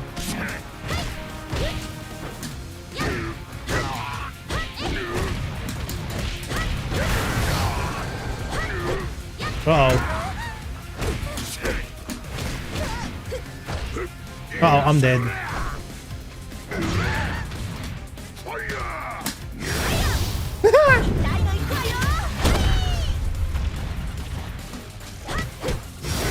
Oh, good shit.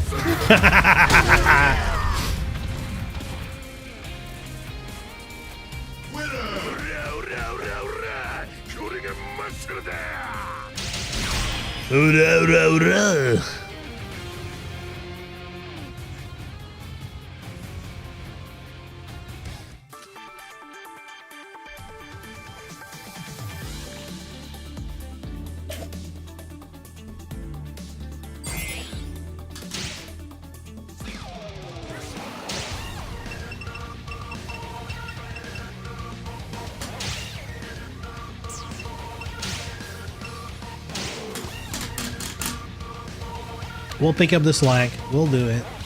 I just need to get used to her again. And to be fair, like Lei Fang's probably one of my, you know, least good characters. I've never been like super good with her. I've never put in the time as much as the other characters, so you know.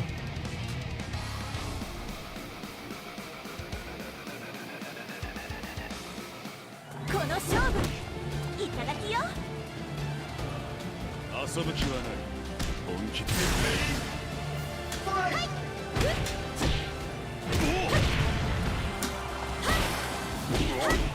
オーケー。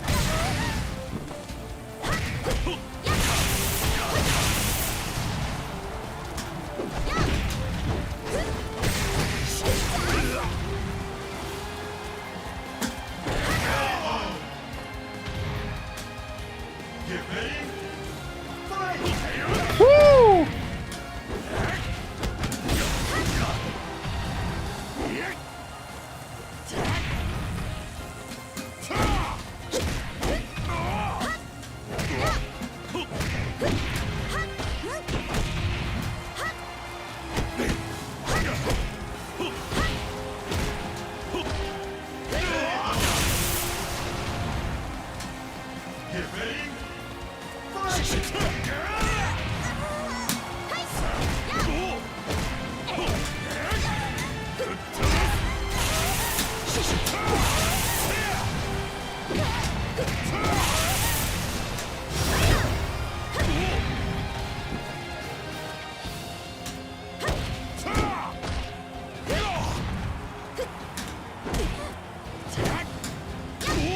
Oh god, I froze.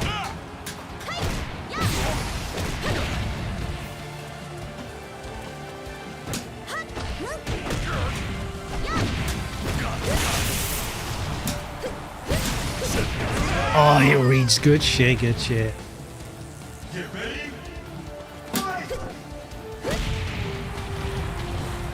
Can she still cancel that in this game? Not with sidestepping, at least. Why did that not work?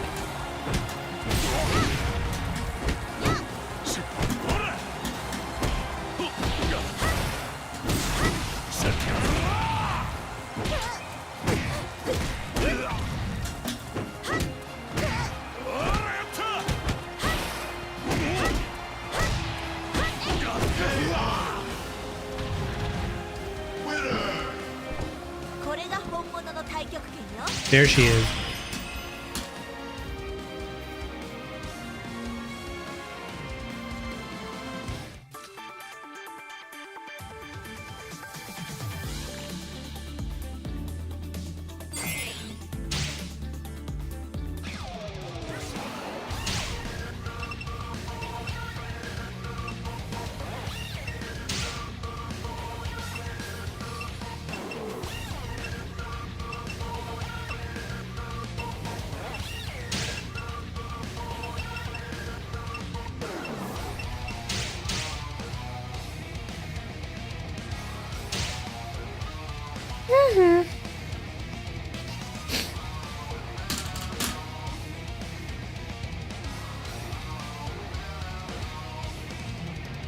I could use a new game, a new Virtua Fighter, number 6, for example.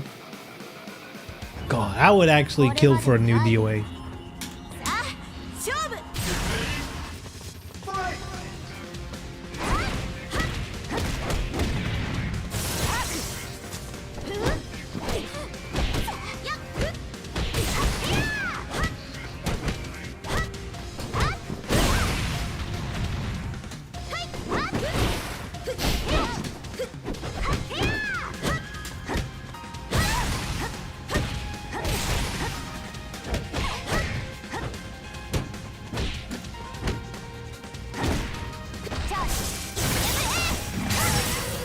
Ugh.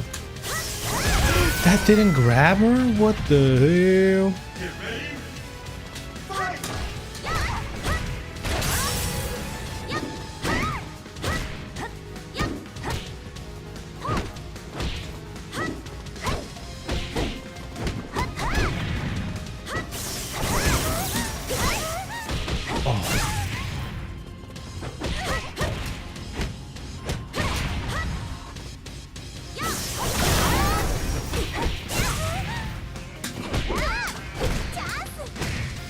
Oh shit.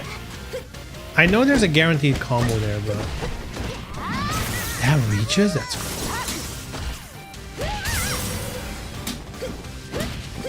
oh, the range, dude.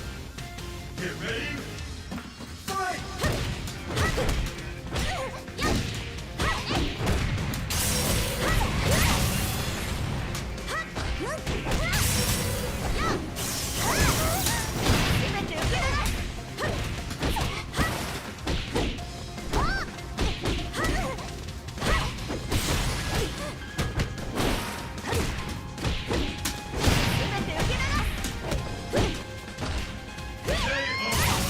Brrr.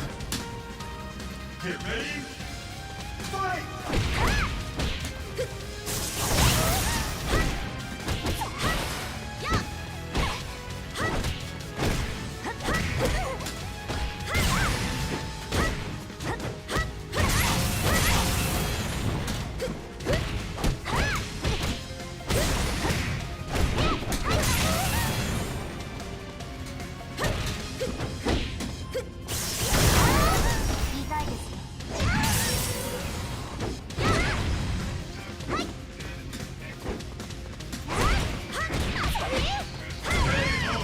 Sheesh. Get ready. Fight.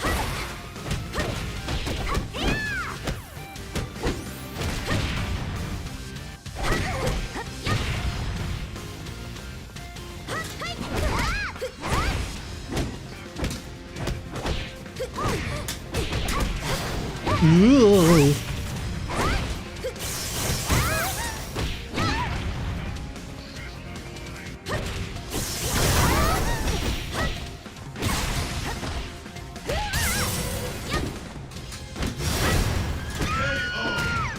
Parry, baby. 正義は勝つなんちゃって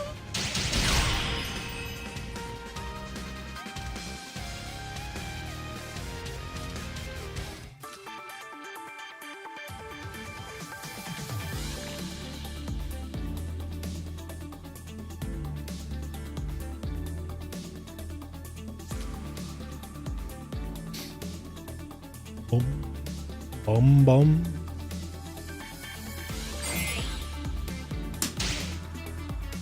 Damn, we're really dead matching it up, huh? We are really going for it.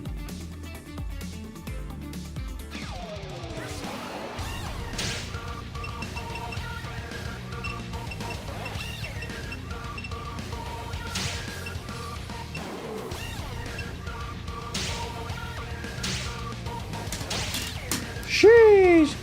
Using the distraction technique, huh? I see how it is. The costume, tactical costume selection. See how it is.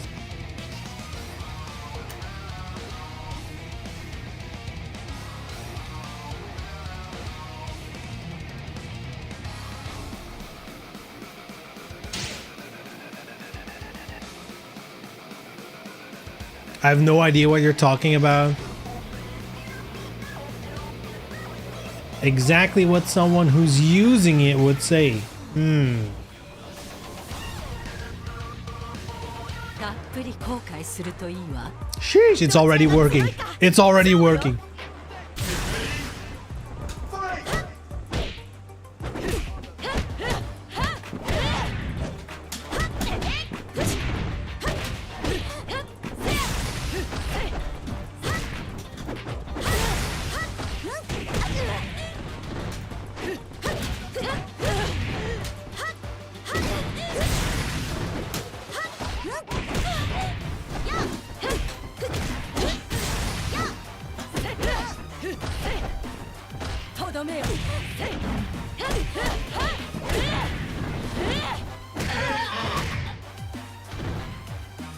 Get ready. Fight. Ugh.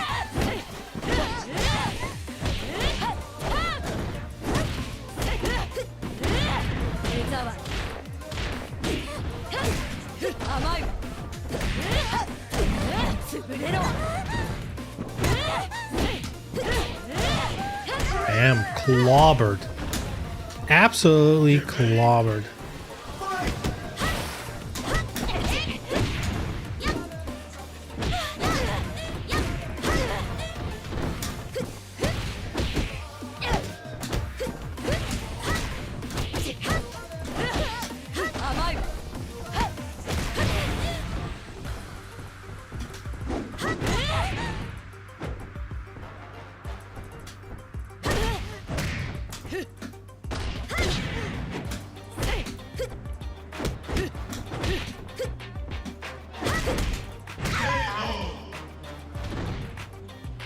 Get ready. Fight.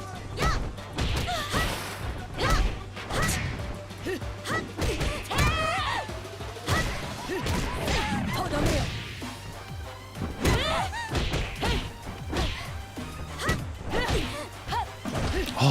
I froze.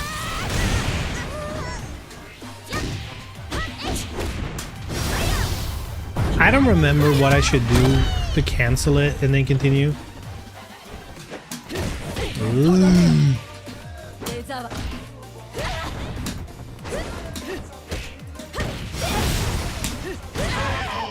Oh, I got so fucking lucky there. I got so fucking lucky there. Ho, ho, ho, ho.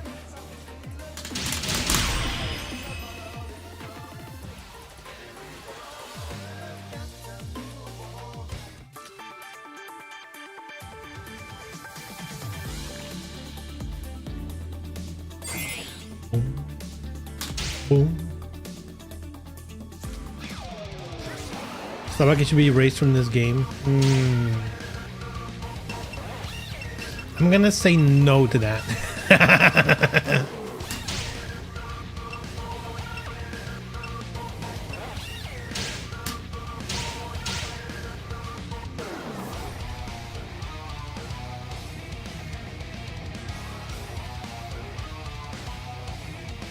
I'm not even using it that much. I'm not even using it that much.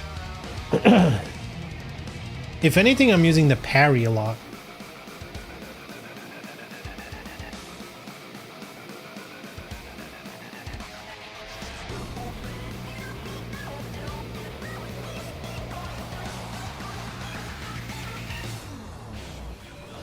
Wow, wow, wow, wow, wow, wow, 欲しいの wow. は最 さあ勝負 Fight.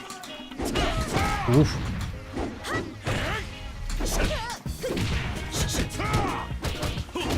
Ooh, good one.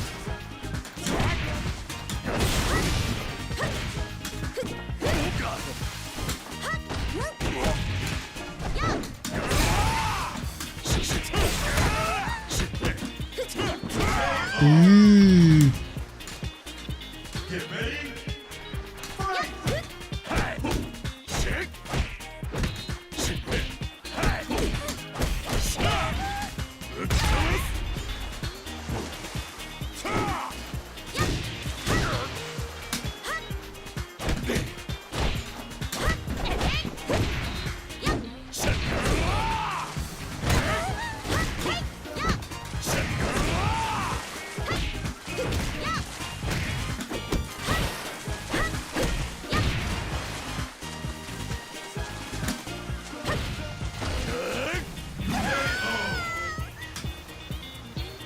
Get ready. Fight.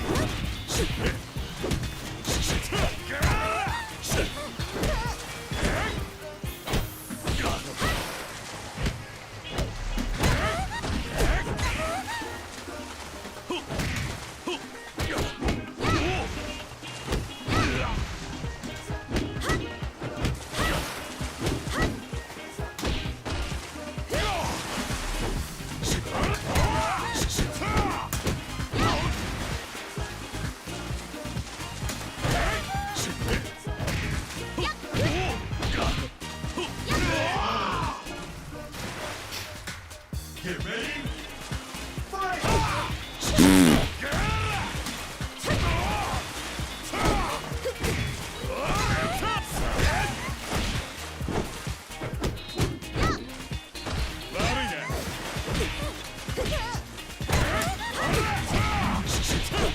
Sheesh, convincing. Convincing victory. Sheesh. 負ける気が Good shit.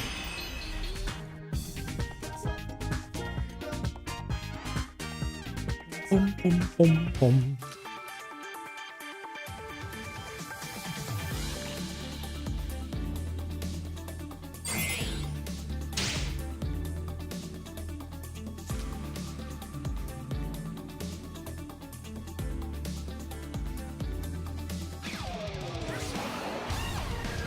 Know what Super Tsubaki are like how Takeda does armor on their supers? I mean, sure. I think it's a little bit different because doesn't it completely ignore the damage in this game? In Tekken, it's actually armor. Like if you kill them, you still kill them.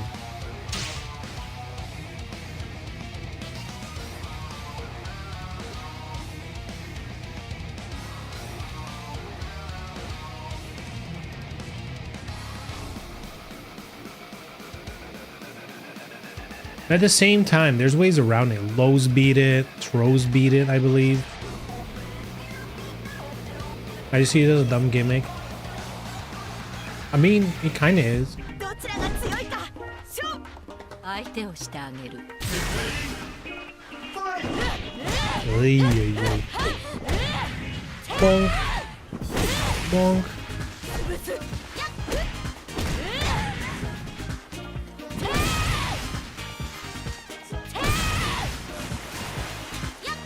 That not the mid one? I forgot which one is which of her Sabakis.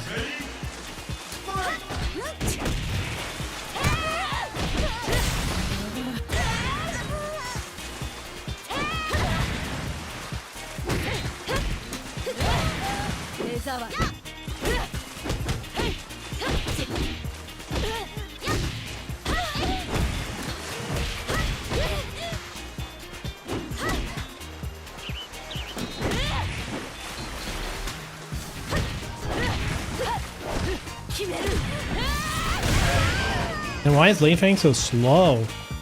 Get ready. Fight.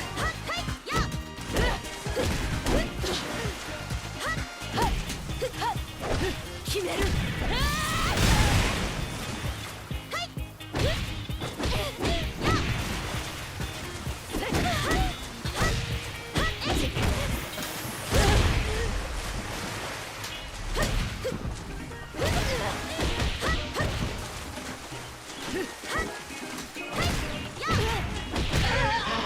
Get ready. Fight.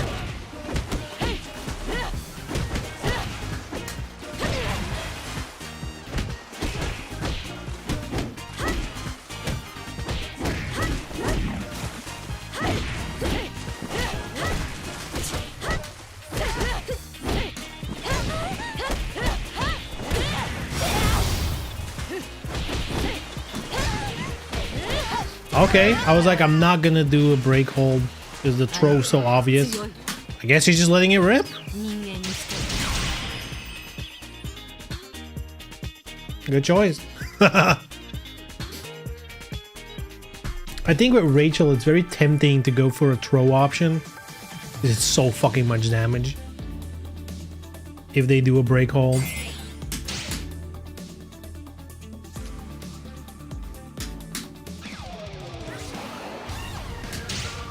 That's why I assume.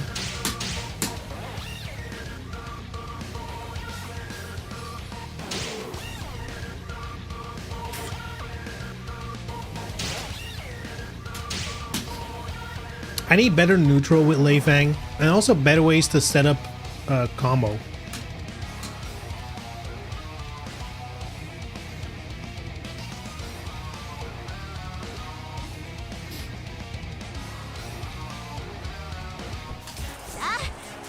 Shobu. 後悔するといいわ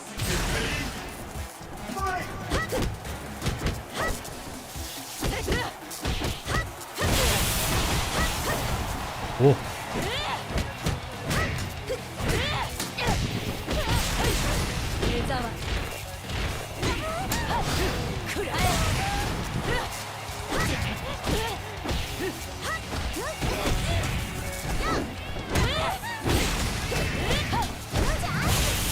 Woo! Woo! Get ready. Fight.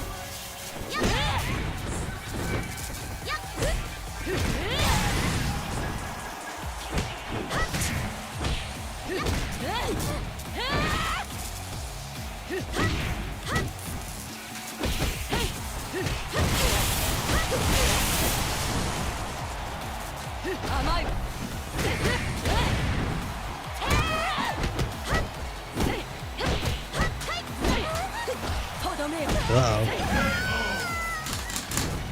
Damn, Rachel's so sick. Wow, a troll already? Just like that?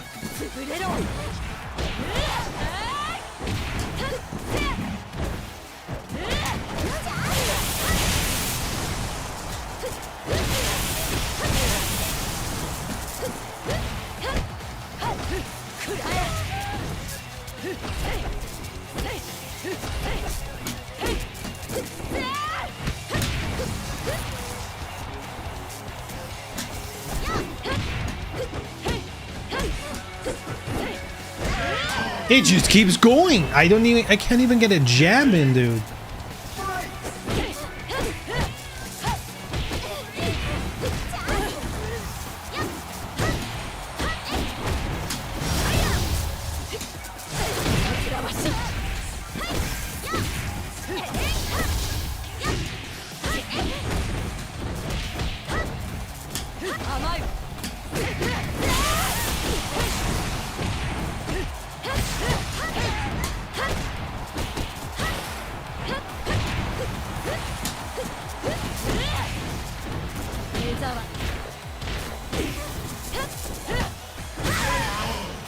Patience. Get ready. Fight.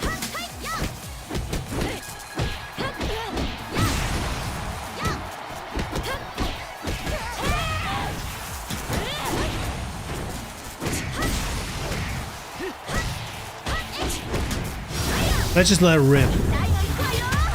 No funky business. Shh. これが本物の太極拳よ There we go.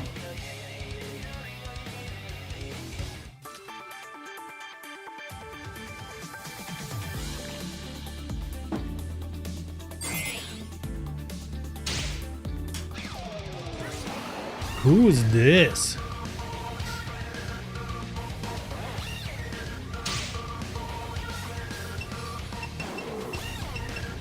Who do we have here?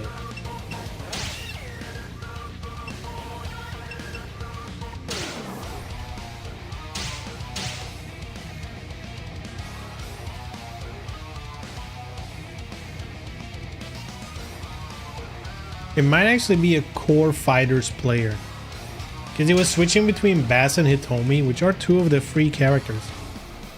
It's like an odd thing to flip between them without anyone in between. I think this is a Core Fighters player, which means, you know, together with the F rank, they might actually be new, or someone whose main character is just free and got lucky, I guess. よく来た俺としよ さあ勝負 Shobu.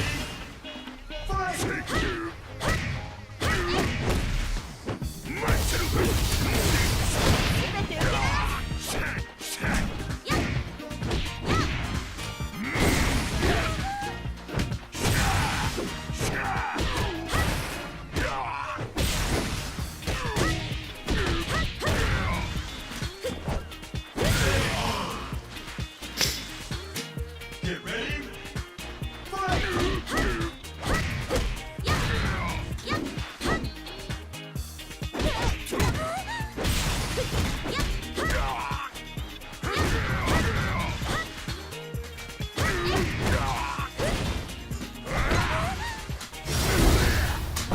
Okay.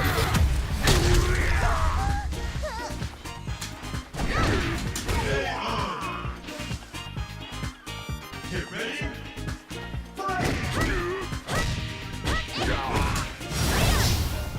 大の行くわよ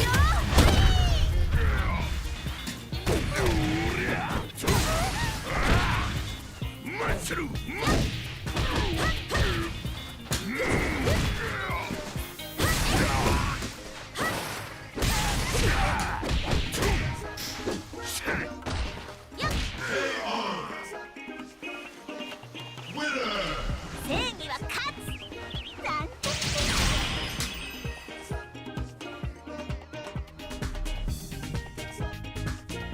Damn, I'm good. Beat him, and I know this was a professional top level player, but I'm just that good, you know? Man, it's gotta be tough. It's gotta be tough to get into a game like this. Like, if you're new, like, how do you even find opponents? How do you even begin? That's such a... You kind of just need to be a glutton for punishment and just take it, you know? Just take it.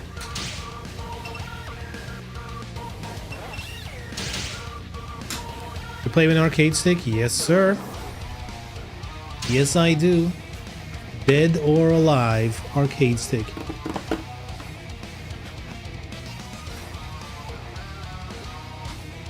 This used to be a PlayStation 3 arcade stick, but I converted it. On stream, actually, most of it.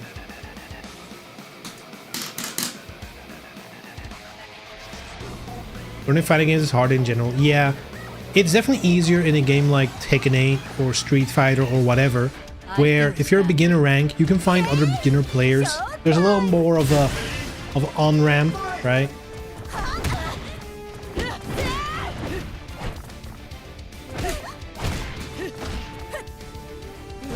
If you're being thrown into the deep end with high-level players, you're kind of fucked. It's tough.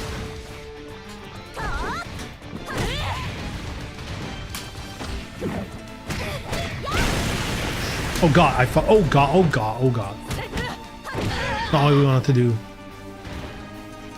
Get ready. Fight.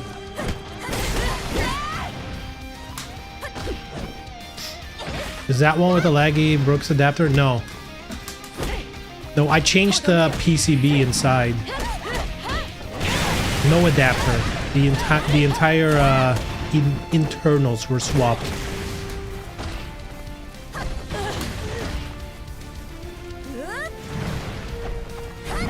Bonk. Ow.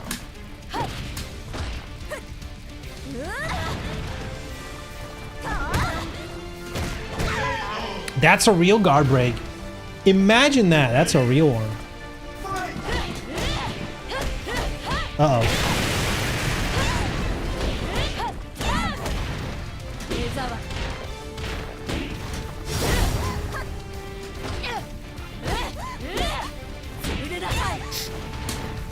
Why is she not doing the fucking...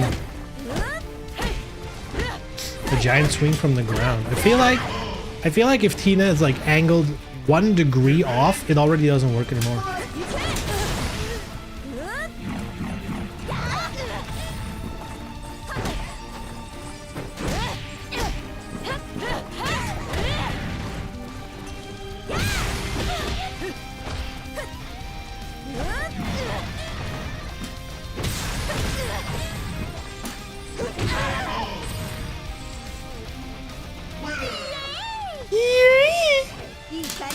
DOA 6 has a decent tutorial. I mean, sure. I think tutorials in fighting games will never get you ready for real matches. I think the biggest problem with fighting games is just like, to stay motivated to keep playing, you need to win. Like, you, even as someone who's been playing fighting games for like the majority of my life, I've been playing fighting games. And the reality is, if I play and I lose 20 times in a row, I'm done. Like, that's not fun, you know? Like, you're just like, ugh, you know?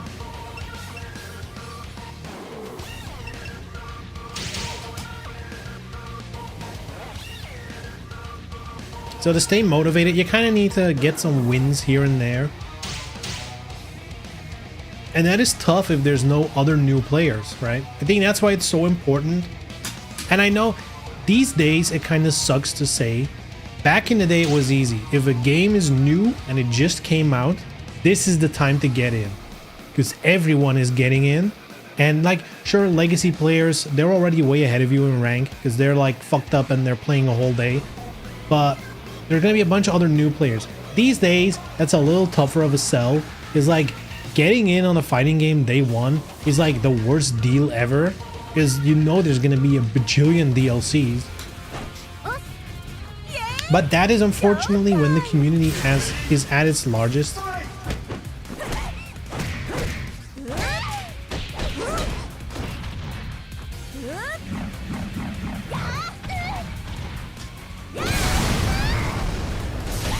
Oh fuck, I fucked up. I forgot the combo. Fuck.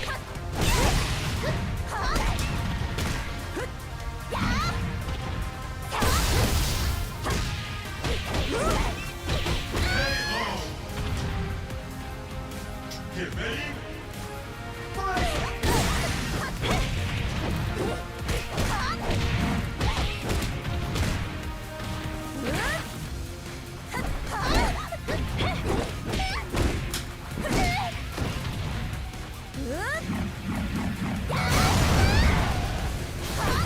Huh?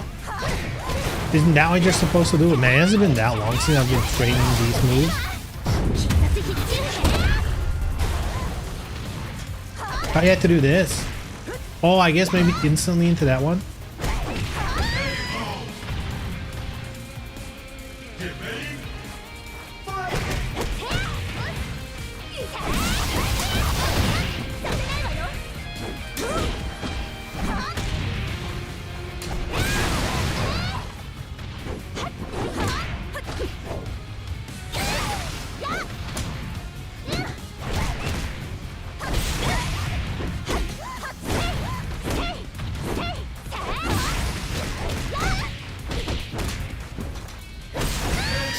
There we go.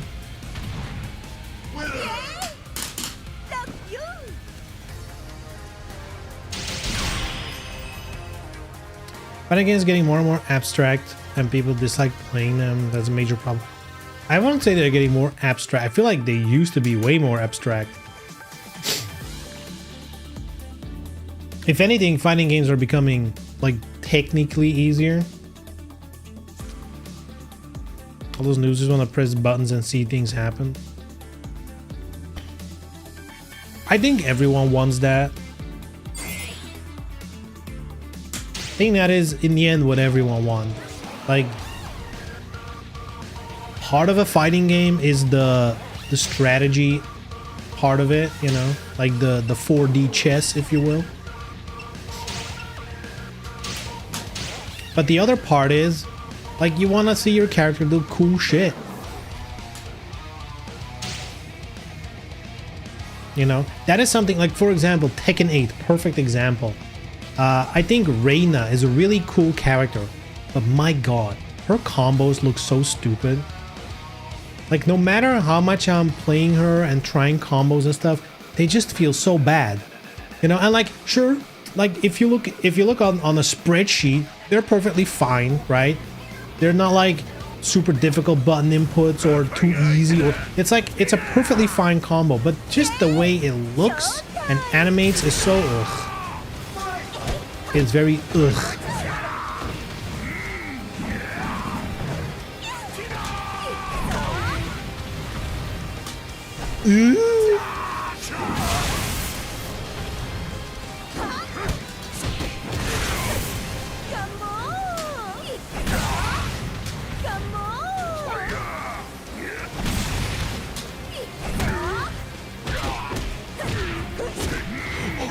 You guessed that? No shot, dude.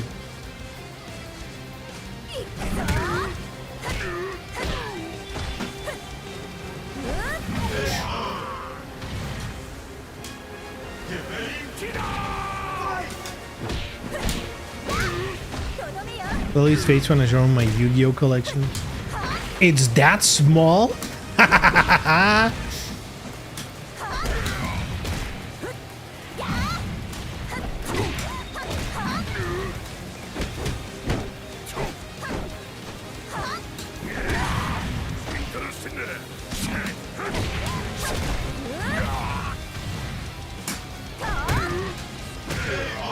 That's a real guard break. Get ready.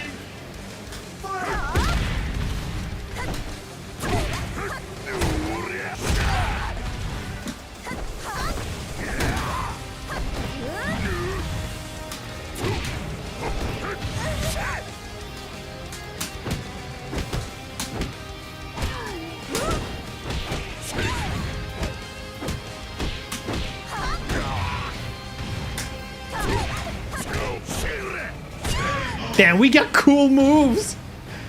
We got so many cool moves.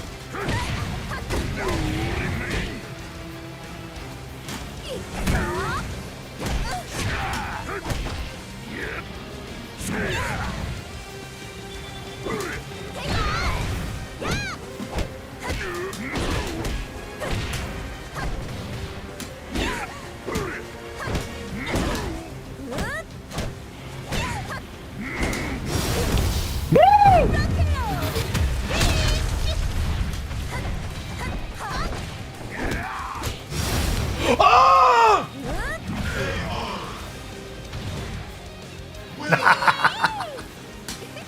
いい感じだったわよ。 Oh. That scared me. I was like, oh shit, and then it worked. It's like, oh.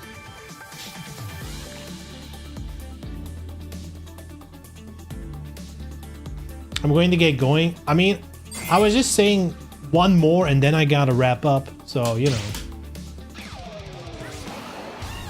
Because actually, we both need to leave after this fight. Dude, perfect. Lined up perfectly.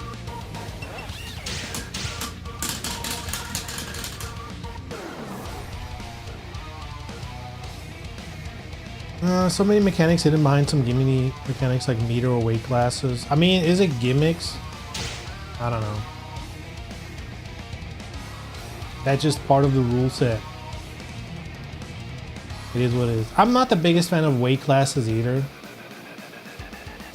So long as the combo system in general is interesting enough, right? If there's enough variety in combos, then you don't really need weight classes. But you know, it's whatever. ショータイム。さあ、行くぞ。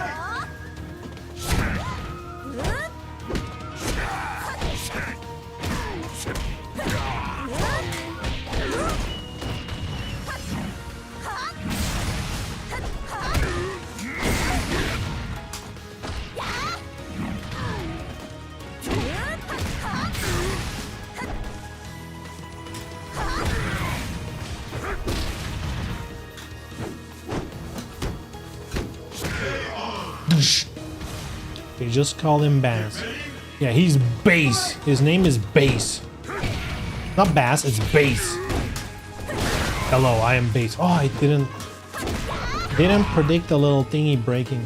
Whoopsie. Oh yeah, we're going up and then we're going down. Beautiful. Ooh, whiff. Ooh. Oh, ah! Oh. Oh, damn.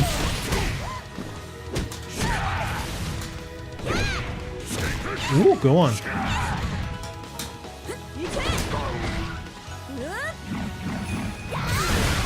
Woo, downstairs, baby. See, this is DOA. This is why training stage is ass.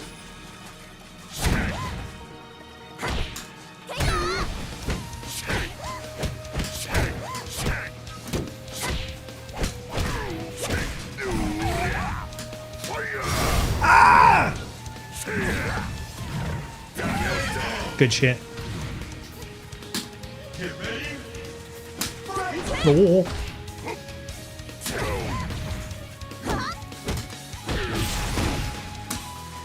Damn, no reaction.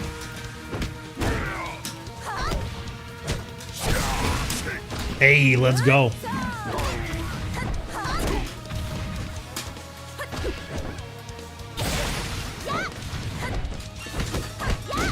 Ooh. Shh. いい感じだったわよ。 Rock you.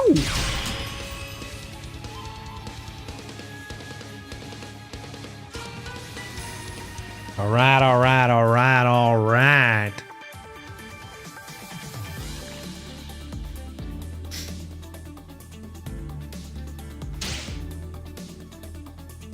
Damn, you had to leave like that?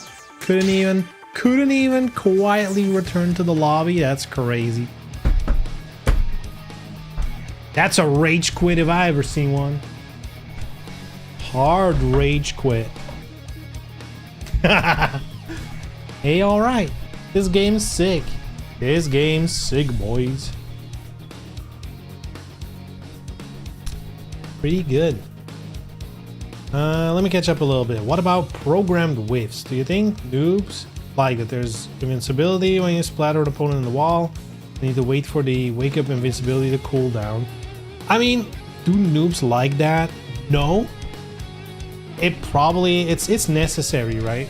Those are the necessary evils to make the game function properly. If you were not invincible when you splatter against the wall, then the second you touch a wall, you're dead because people will just infinitely juggle you against the wall. There needs to be something that stops that from happening, right? Or there's no walls. That's also what you can do, just no walls. Then there's no invincibility or weird splatter or whatever, right? But it's, you know, I think it's not an as easy problem as you think, because, you know, you can say, oh, it's all these whack things in fighting games. That's what's turning people off of fighting games. Sure, but there's a million whack things in fucking Fortnite. There's a million whack things in Counter-Strike, in any other game that is consumed by the masses, but also has, you know, high-level play, esports, all that shit. There's plenty of stuff there where people would argue, just like you were like, that makes no sense, you know, why would noobs ever like that? And yet they stick around in those games, but not in fighting games. This is one of those things where, dude, just search that into YouTube. You will find every fighting game content creator ever has probably multiple videos on the topic. How do we get people to stick to fighting games? Because clearly, difficulty, whack shit, you name it, that is present in all kinds of other games, and yet people play that way more. What is it about fighting games? Maybe fighting games are just trash as a concept. Maybe they're just ass.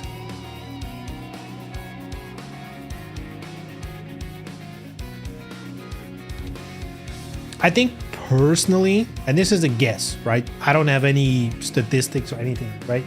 My personal guess is that in most other games, even when they're difficult, even when whatever, they're very often in team play, which means you can win without being good.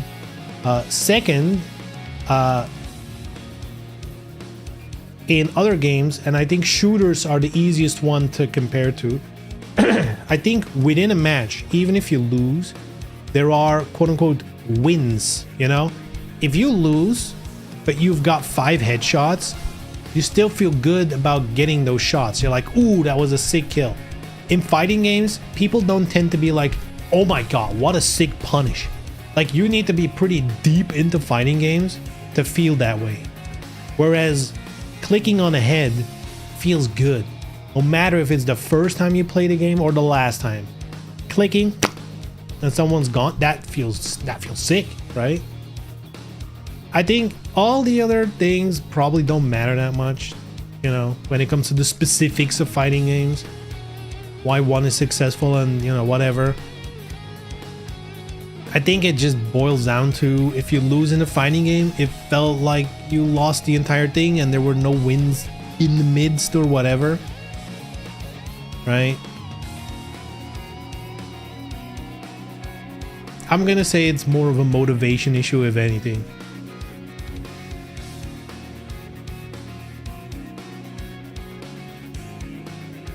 Taking games that no wake up invincibility in the past. Tekken wake up game is fucking dog shit too, though. So I don't know.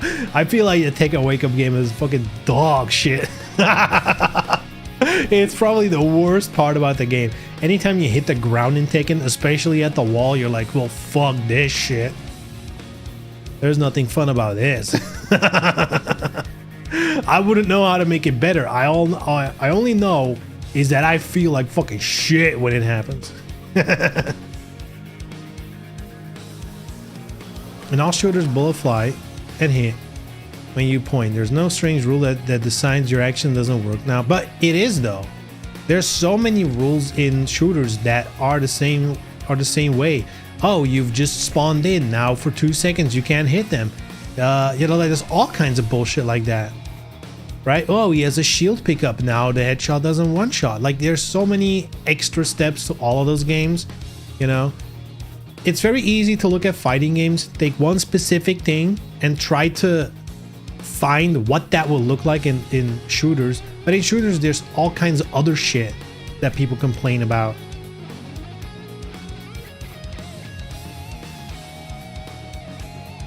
So I don't think it's that. I don't think I've never met anyone who either got into fighting games or tried to and whatever. I've never heard anyone say, well, the rules of the game are too whack.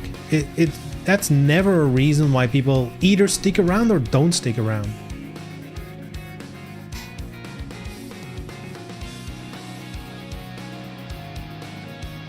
But here's the thing, we can talk about that. I can say this with all the confidence in the world, but the reality is, if it was that easy to answer, all these fucking companies would have already solved it, right? I think that's something we have to keep in mind.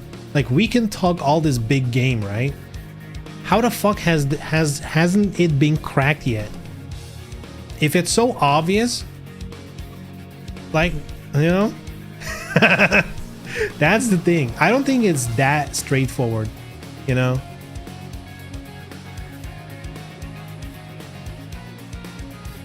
It's probably a combination of all the things we just talked about, and it's probably not that easy to just do one thing.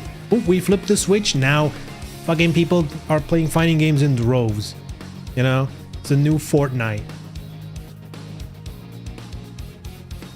Fighting games were the only game genre I've ever played where it's stuff in the tutorial I straight up could not do though. That's another thing, right? I feel like that is true, but also I think that's something fighting game developers have kind of laser focused on. I think the last generation of fighters specifically, the current ones are kind of moving away from it a little bit again. But this whole idea of we need to get rid of all execution, combos need to be auto combos, that kind of stuff, that comes from what you're saying, where like, oh, there's some people just can't do it immediately and they get turned off. But clearly that wasn't the move. So again, I agree that is a problem, but at the same time, is that the thing that turns people off completely? You know, I don't know. I feel like we're at a point in time where there's a lot of creative solutions, some better than other. You know, I think something like Granblue Fantasy, I think they are kind of close to what's probably smart, you know, like have the game system kind of facilitate easier buttons a little bit more without completely taking them away, the hard inputs. I think Street Fighter 6 got close with modern, but it definitely fucked up by removing moves. Like, are you really gonna tell me they couldn't have figured out some button combination to get all the normals in there? That's just whack. So for some characters, modern is actually really good, but for some characters, you just don't have access to some essential moves. So I think, again, they got close. The idea is good. I think in general it works well, but they fucked up with removing moves. Tekken 8, they fucked up. That's not a good system. Like, oh, you can flip on this fucking autoplay mode. That's such a bad one. Yeah, I feel like if you've played the Tekken 8 with the special controls thing, you just don't feel in control of your character. You push a button and all kinds of whack shit starts happening. It's just not, you know, it's just not what you want. With Street Fighter's modern thing, if you push a button, sure, it does like a combination, like this move into this move or whatever, but it's very consistent. This button is this move into this move. That button is 2 jabs into this. That button is like, it makes a lot more sense. The Tekken one is whack as shit. But again, those things are not a surefire, you know, even if all games have those kind of things, is that gonna solve it? Are now people gonna play fighting games? I don't know. I definitely think there's a big difference between 3D fighters and 2D fighters. I think the execution barrier is way higher in 2D fighting games, in my opinion. Like if you use classic controls, the half circles, quarter circles, that kind of stuff, easy enough in training mode, but like in the heat of matches and you need to do quick DPs and stuff like that, it can get tough, it can get intense. Even if you're good at it, it's still a lot of movement you need to do. I think 3D fighters are like a little easier on that front. DOA 5 rules were definitely too whack for me. I mean, that's on a game by game basis, I guess. Game knowledge and matchup knowledge is huge in fighting games. That, I mean, yes, but again, if we're comparing to other games, any shooter, map knowledge is super important. Knowing, like, let's say Counter-Strike, knowing when you get this much money in a round, what's like the optimal picks for the next round, how to save money. Like, there's like all kinds of metagame around all that stuff that is like minimum as difficult as you know, like getting matchup knowledge and stuff like that. So I don't think that, again, I don't think that specifically is like a call out of like that's the issue.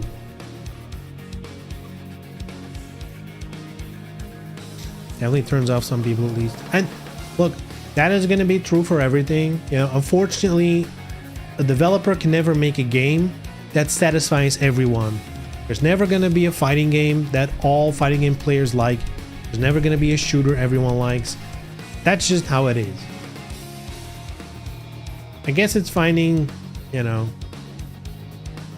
finding something that creates an identity for your game that's going to attract certain people, and, you know, some people are in general just not going to be interested in it. And then I guess it's trying to take down the barriers of entry without removing what makes the game interesting in the first place. I don't envy their jobs, people who make fighting games. I think it's obvious. You can see how few fighting games there are that are somewhat successful, even compared to like other genres. It's a tough genre to work in. All those abstract rules make noobs don't know if they're doing good or not and why they're losing, so it demotivates them. That is true. That is definitely true. As a noob, you can play and you can be like, this is bullshit, right? If you don't know why you're losing, that feels so shit. And that is probably one of the most shitty feelings in fighting games, because even as an experienced fighting game player, you can pick up a new game and have that feeling still of like, what the fuck is happening? Even if you're trying, even if you know how these games work, it's like, oh, what's the counter to it? I know there's gonna be something, and it can still feel like bullshit.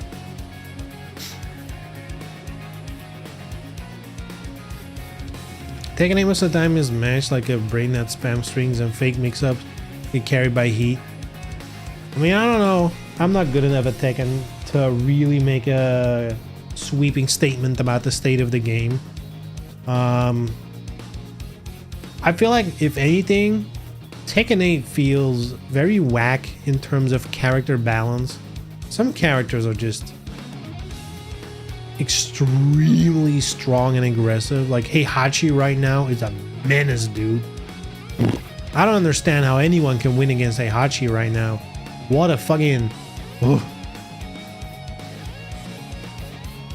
But yeah, Tekken definitely can feel like a lot of just poking away until someone makes a mistake, launch them, you know, or knowledge check them. That's just about it. But I guess a lot of fighting games devolve into that. What about physics-based games like racing? They didn't add any meter or invincibilities to them. I mean, that is not necessarily true. I guess it really depends on the game you're talking about. There's definitely racing games where, like, for example, you have a button to reset to the track, and then for a couple of seconds, you are, you know, other cars can pass through you and shit. So, you know, and meters are definitely a thing, but I mean, we've talked so many times about this. Meters is just like a visual indication of a limited resource. They could turn it into a donut. You could turn it into any shape. It functionally would still be a meter, right? Just saying there's more and more meta and meta added in new games and in older. Sure. You know, part of it is like older games were just not as complex, right? That's definitely part of it. But I don't know. I feel like, you know,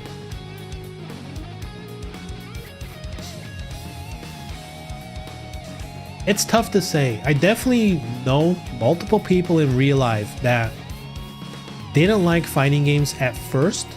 You know, like I introduced them to it. They're like, man, I don't know if I like this. But once you break some shit down, you know, like initially when they're losing, yada, yada, yada. Once you break some shit down and they start countering it, they catch the bug. That's when it happens, you know. When they start on their own being like, I'm identifying this thing and I found a solution and it works. And that's when like the light bulb moment happens of like, oh, this is what, you know. But the only reason they ever stuck to it was because I insisted. I was like, look, let me break it down for you. Because otherwise, they would have just closed the game and be like, fuck this shit.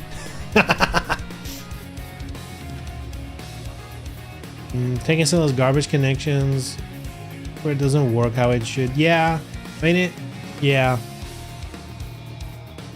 Tekken has some issues. Like, I feel like Tekken 8 specifically, whatever they've done with fucking movement and sidestepping and realignment with strings and all that stuff, I don't know what it is. I don't know if it's intended or not, but to me, it feels like garbage. It feels like it's not working properly. If this is how it's supposed to be, according to the devs, then I don't think Tekken 8 is for me. But, you know, that's a really tough one for me. Because it feels so bad. People can do like the most horizontal fucking kick in the world and you can't sidestep it. They're like, well, it retracts middle move. Like, fuck you. That's not how physics work. But whatever. Whatever. If I had any resource to a fighting game at all, it has to be shitty StarCraft 2. I mean, yeah, remove life totals, right? Am I right? Just make a match go on infinite.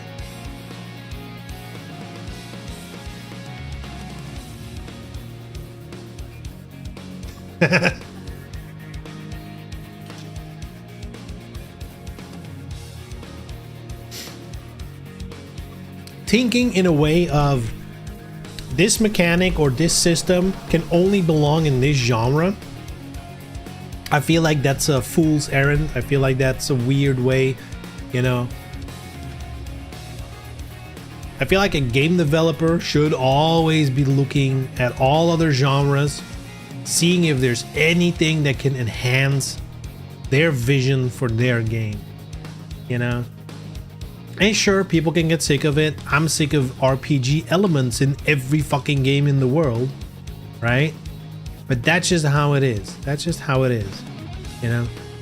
Things are gonna cross-pollinate. Does that mean every fighting game needs a meter with a super attached to it and all that stuff? No.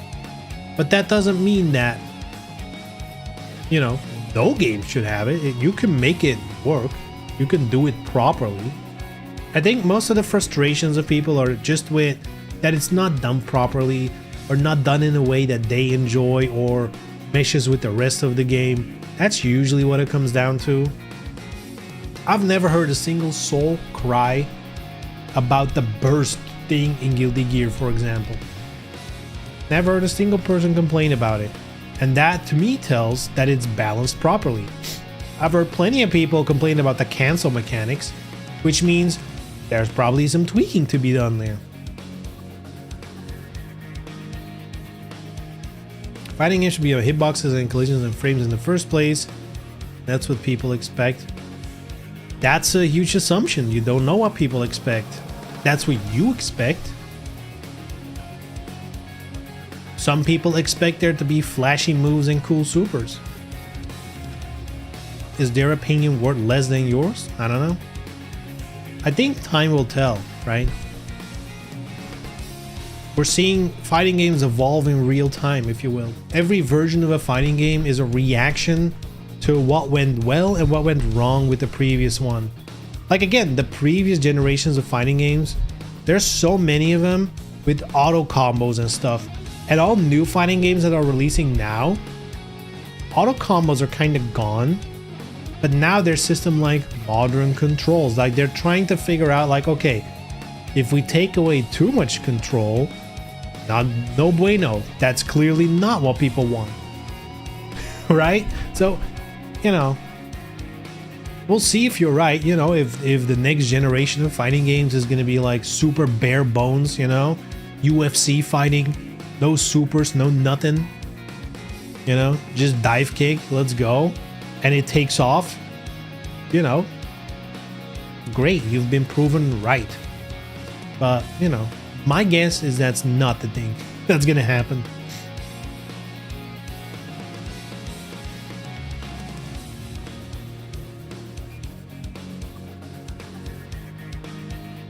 Meta is okay if it's balanced. I mean, sure, yeah. The meta is more of a everything ever as a meta, right? That's just life, you know. Everything that is something you do can be optimized, and that's a meta. You know, there's no good or bad in my opinion. The meta is just what it is.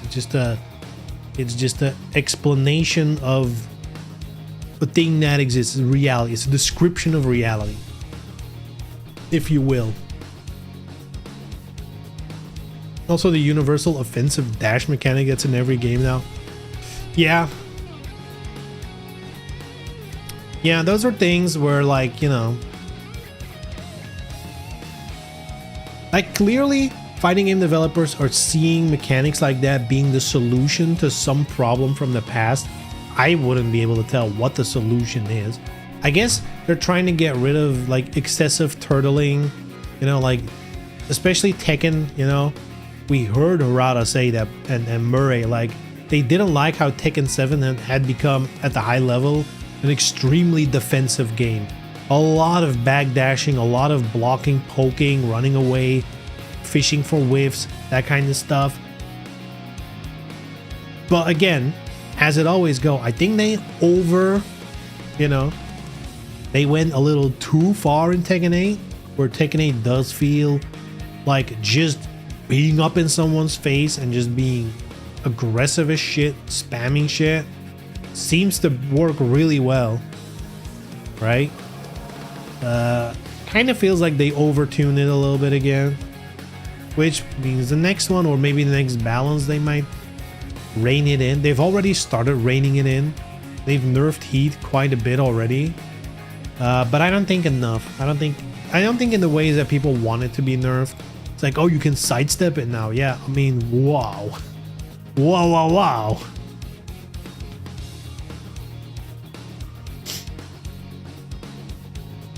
If anyone is easy for them to add, they're not doing the hard part, which is balance all the mechanics. I mean, I'm gonna agree with you, but maybe not in the exact way you're thinking about it. I think what we're seeing in fighting games, there's a bit of a problem, right? One, only existing franchises sell. Name the last new IP fighting game that took off like crazy. Super rare, right? Fighting games are basically either legacy franchises or games that piggyback off existing franchises. Granblue was already a thing before the fighting game. Dragon Ball FighterZ is obviously Dragon Ball. Like, when's the last time a completely new IP was made for fighting games and it took off? That is super rare. So, with that in mind, Tekken exists. Tekken 8 we're working on Tekken 8. Sure, realistically, you should go back to the drawing board, start from square one. If you're implementing new mechanics, you know, they should integrate all the way down throughout everything, right? But the reality is, Tekken already exists. People have an expectation, like you said earlier, right? There's something people expect from Tekken. And so they have to stick to their framework at a certain level, because that is what Tekken is for people. If they stray too far from that, it's not going to be Tekken anymore, and they're going to lose people. So how do you add new mechanics to something you can't really switch too much around it? That's a tough thing, and that's how you get that feeling of like, this mechanic feels like it's just slapped on top of shit. It's like, yeah, because it is. So yeah, the hard part would be to redesign Tekken from the ground up, but they're gonna hemorrhage fans. They're gonna lose. They would have technically a better and balanced game, sure, but it will probably kill Tekken in one fell swoop at the same time too. I mean, the meta mechanics in Tekken, eat smash, eat dash, etc. Or just like the system mechanics, yeah. Tekken 8 is now for professional gamblers, not for Tekken players. Slightly disagree, but at the same time, I feel like all fighting games are just casinos, right? Most fighting games, like if at top level and everyone has the same knowledge, quote unquote, at some point it just boils down to, did you pick the correct path of the flowchart? If no, you're gonna get hit, right? That is what a lot of it boils down to. People like Killer Instinct. That's an old franchise though. Like if you're arguing, well, the 90s was the last time, you know, I think the only one that I can think of immediately that had some staying power was Skullgirls, I guess. That was like an original IP. Like literally almost all other fighting games, even niche ones like the Power Rangers game. But again, that's Power Rangers. That's an IP that already exists.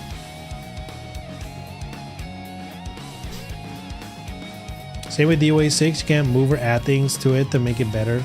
Yeah, and if you remove things, you're just making a more bare bones games, which some people might enjoy. But like as a commercial product, it's probably not what you want to do. Make a game less interesting, right?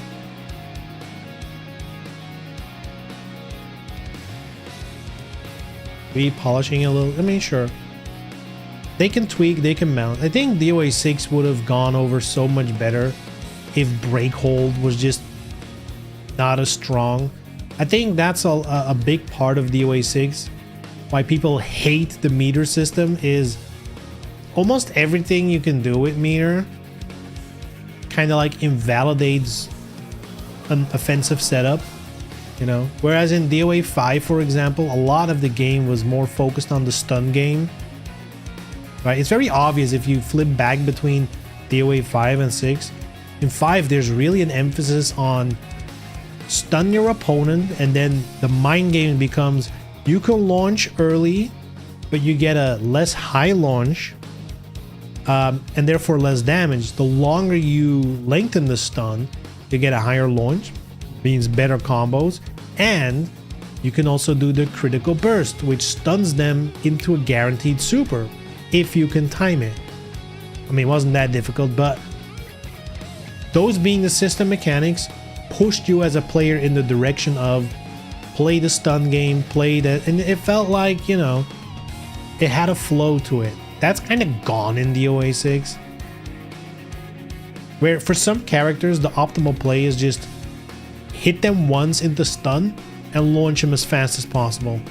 For some characters, that's just the best strategy. Lengthening stuns is, you know, it's almost like a hobby. Don't even need to do it. And all of the meter stuff kind of takes away even more of the offense side of things. Breakhold just gets out of any kind of setup you want if you don't throw. Even Break Blow can just mash through setups and stuff. You know, sidestep attack gets through a lot. Like, dude, when it didn't cost meter, oh, any character without stellar tracking moves was so royally fucked. And even now. So, you know, I don't think any of those things individually were a bad idea. Supers are obviously a good idea. A break hold makes sense on paper. I disagree. The sidestepping thing should have just stayed like in DOA 5 if we're being honest. Right? And just make sure every character has like some tracking setups and stuff. Right? But it's kind of like how they implemented it. It's where it kind of fucked up. Killer Instinct on Xbox. I mean, sure. I mean, technically already an existing franchise. I get where you're coming from. It was kind of like a franchise that was disappeared. That kind of was gone. I don't know how successful that game was. I think it was more successful than your average let's try a fighting game thing. But definitely didn't have staying power the way a Tekken or Street Fighter or whatever has. In a pure fighting game, no meta, no abstract meters, no wake up shit, try Soul Calibur 2. I mean, Soul Calibur 2 has more than enough bullshit. Sure, it has no meters and stuff, but dude, European Ivy. She has some bullshit.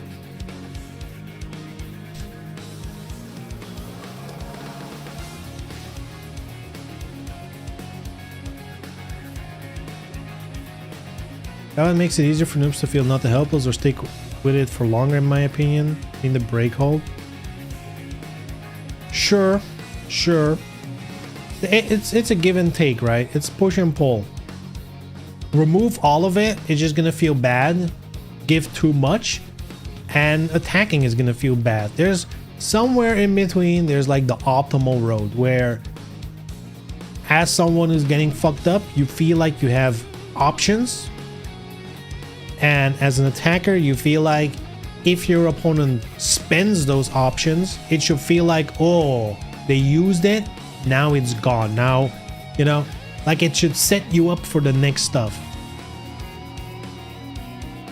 Perfect game for noobs. I don't think it's better or worse than modern fighting games.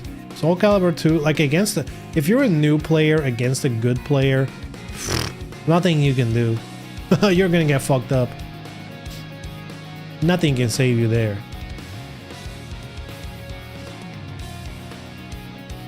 That's also, dude, Soul Calibur 2 is a fast fucking game. That is, Soul Calibur in general is a pretty fast game. But yeah, I don't know. I think it's a very difficult issue to solve. I think we're very far off from any fighting game cracking the code of like the perfect fighting game. You know that you're worse and why you lost. Do you know? Would you in Soul Calibur 2 know why you lost? You just get fucked up.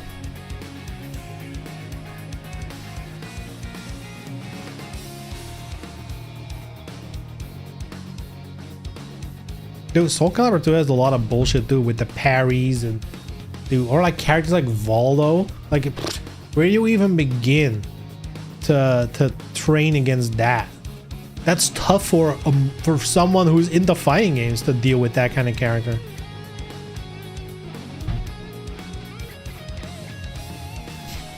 They can make games easier to learn for noobs, but not low effort or high skill reward. It's a tough balance, right? It is a tough balance.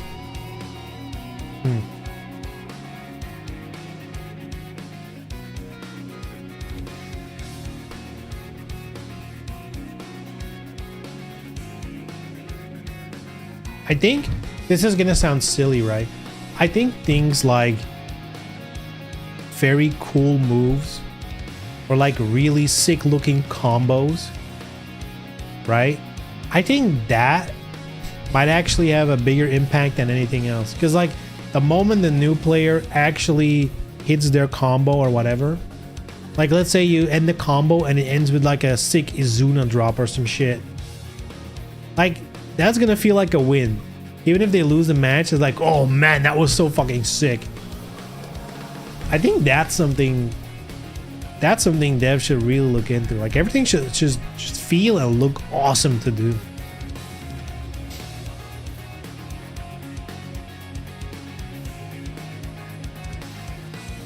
Same level players play with each other, noobs don't play with pros. They use all that stuff. The game's better for that. I mean, you just described every fighting game ever. You know, it is optimal in every fighting game, even modern ones, to play on the same level. Because then both players can't use the bullshit because both players don't know the bullshit. You know? Even with all the modern systems, noob doesn't know how to use them properly. So they'd probably just waste their resources and whatever. It's kind of the same thing. I don't know. I definitely don't feel like, because fighting games statistically have a bigger audience now. No. Is it because more people are gaming in general, or just fighting games are more popular? Who knows? I haven't done a deep dive in those numbers. That would be an insane task too. But I personally don't feel like fighting games are smaller than they used to be. You know? So if anything, current games are doing better in terms of that stuff. Old fighting games were ruthless. I mean, a lot of old games in general were ruthless. But hey, here's the thing. Nobody's stopping anyone from making, like, a game like you're describing, just like the good old days. Nobody's stopping anyone from making those games. You know? If someone makes it and it takes off like crazy, you know, good for them. It's you know, if you think like, hey, that's like an opening in the market that no one's filling, go ahead.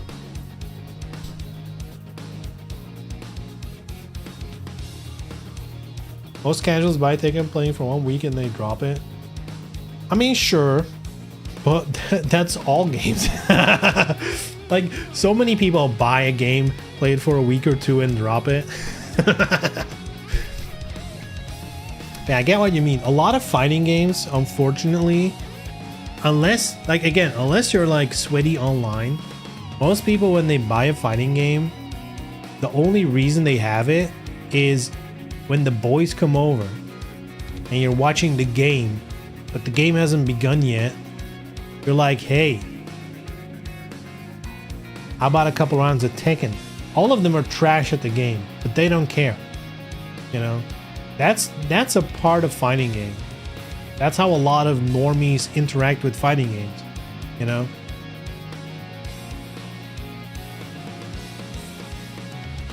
How about a couple of rounds? Never boot up the game for anything else.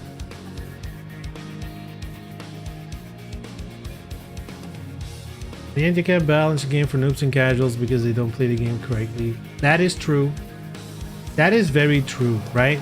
That is the eternal, that is the Eddie dilemma, right? Harada has said this multiple times. You know, Eddie, if you look statistically, like at the frames and the stats and all that stuff, not that strong, right? He's not like an unbelievably unbeatable character, whatever. Look at top level Eddies, they're doing fine. They're not overpowered, they're not too weak, whatever. Eddie's doing fine. Put Eddie in front of a new player, you will get stomped like crazy. Does that mean his balance is off? Some people would argue yes, but that is an issue.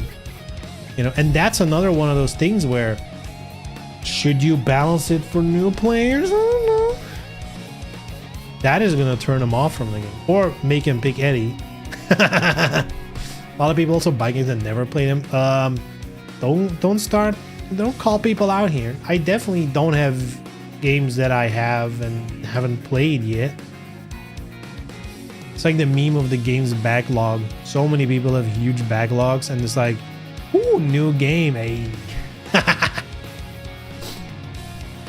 Alright, anyway, it's getting late, boys and girls. I'm out of here. So, have a good weekend. I'll be back on Monday. I think what we're gonna do. Oh, let me show this. We're gonna play an old game on Monday, alright? I think I'm gonna play Blood Omen, dude. I think it even says like games for you or some shit. Here it is. How did they know it's for me? Look at how shitty this looks. It's beautiful. Look at how shitty this looks, and it's gonna be beautiful. I think that's what we're gonna play.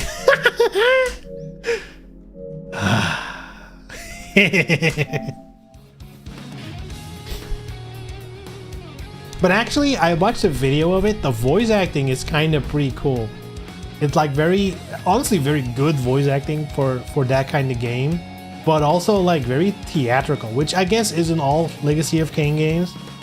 Is that the 2D one? Yes, that's the first one. Because the thing is, Soul Reaver 1 and 2 Remastered comes out like December 10, 12, something like that.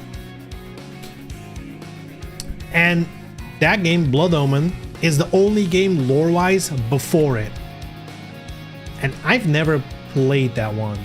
I've watched videos of it. I know the lore of it, kinda. It's been a long while since I've been into the Legacy of Kain lore. But I never actually played it myself.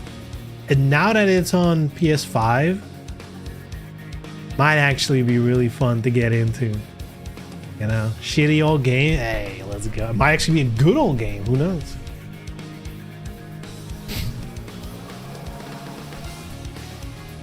Anyhow, that is a plan for next week. Good shit. Boys and girls, have a good weekend. Take care. Happy Thanksgiving. I guess it's over already. Happy Black Friday. Whatever. And see you guys next month. Hey, December, boys. All right, take care. See ya. Bye-bye.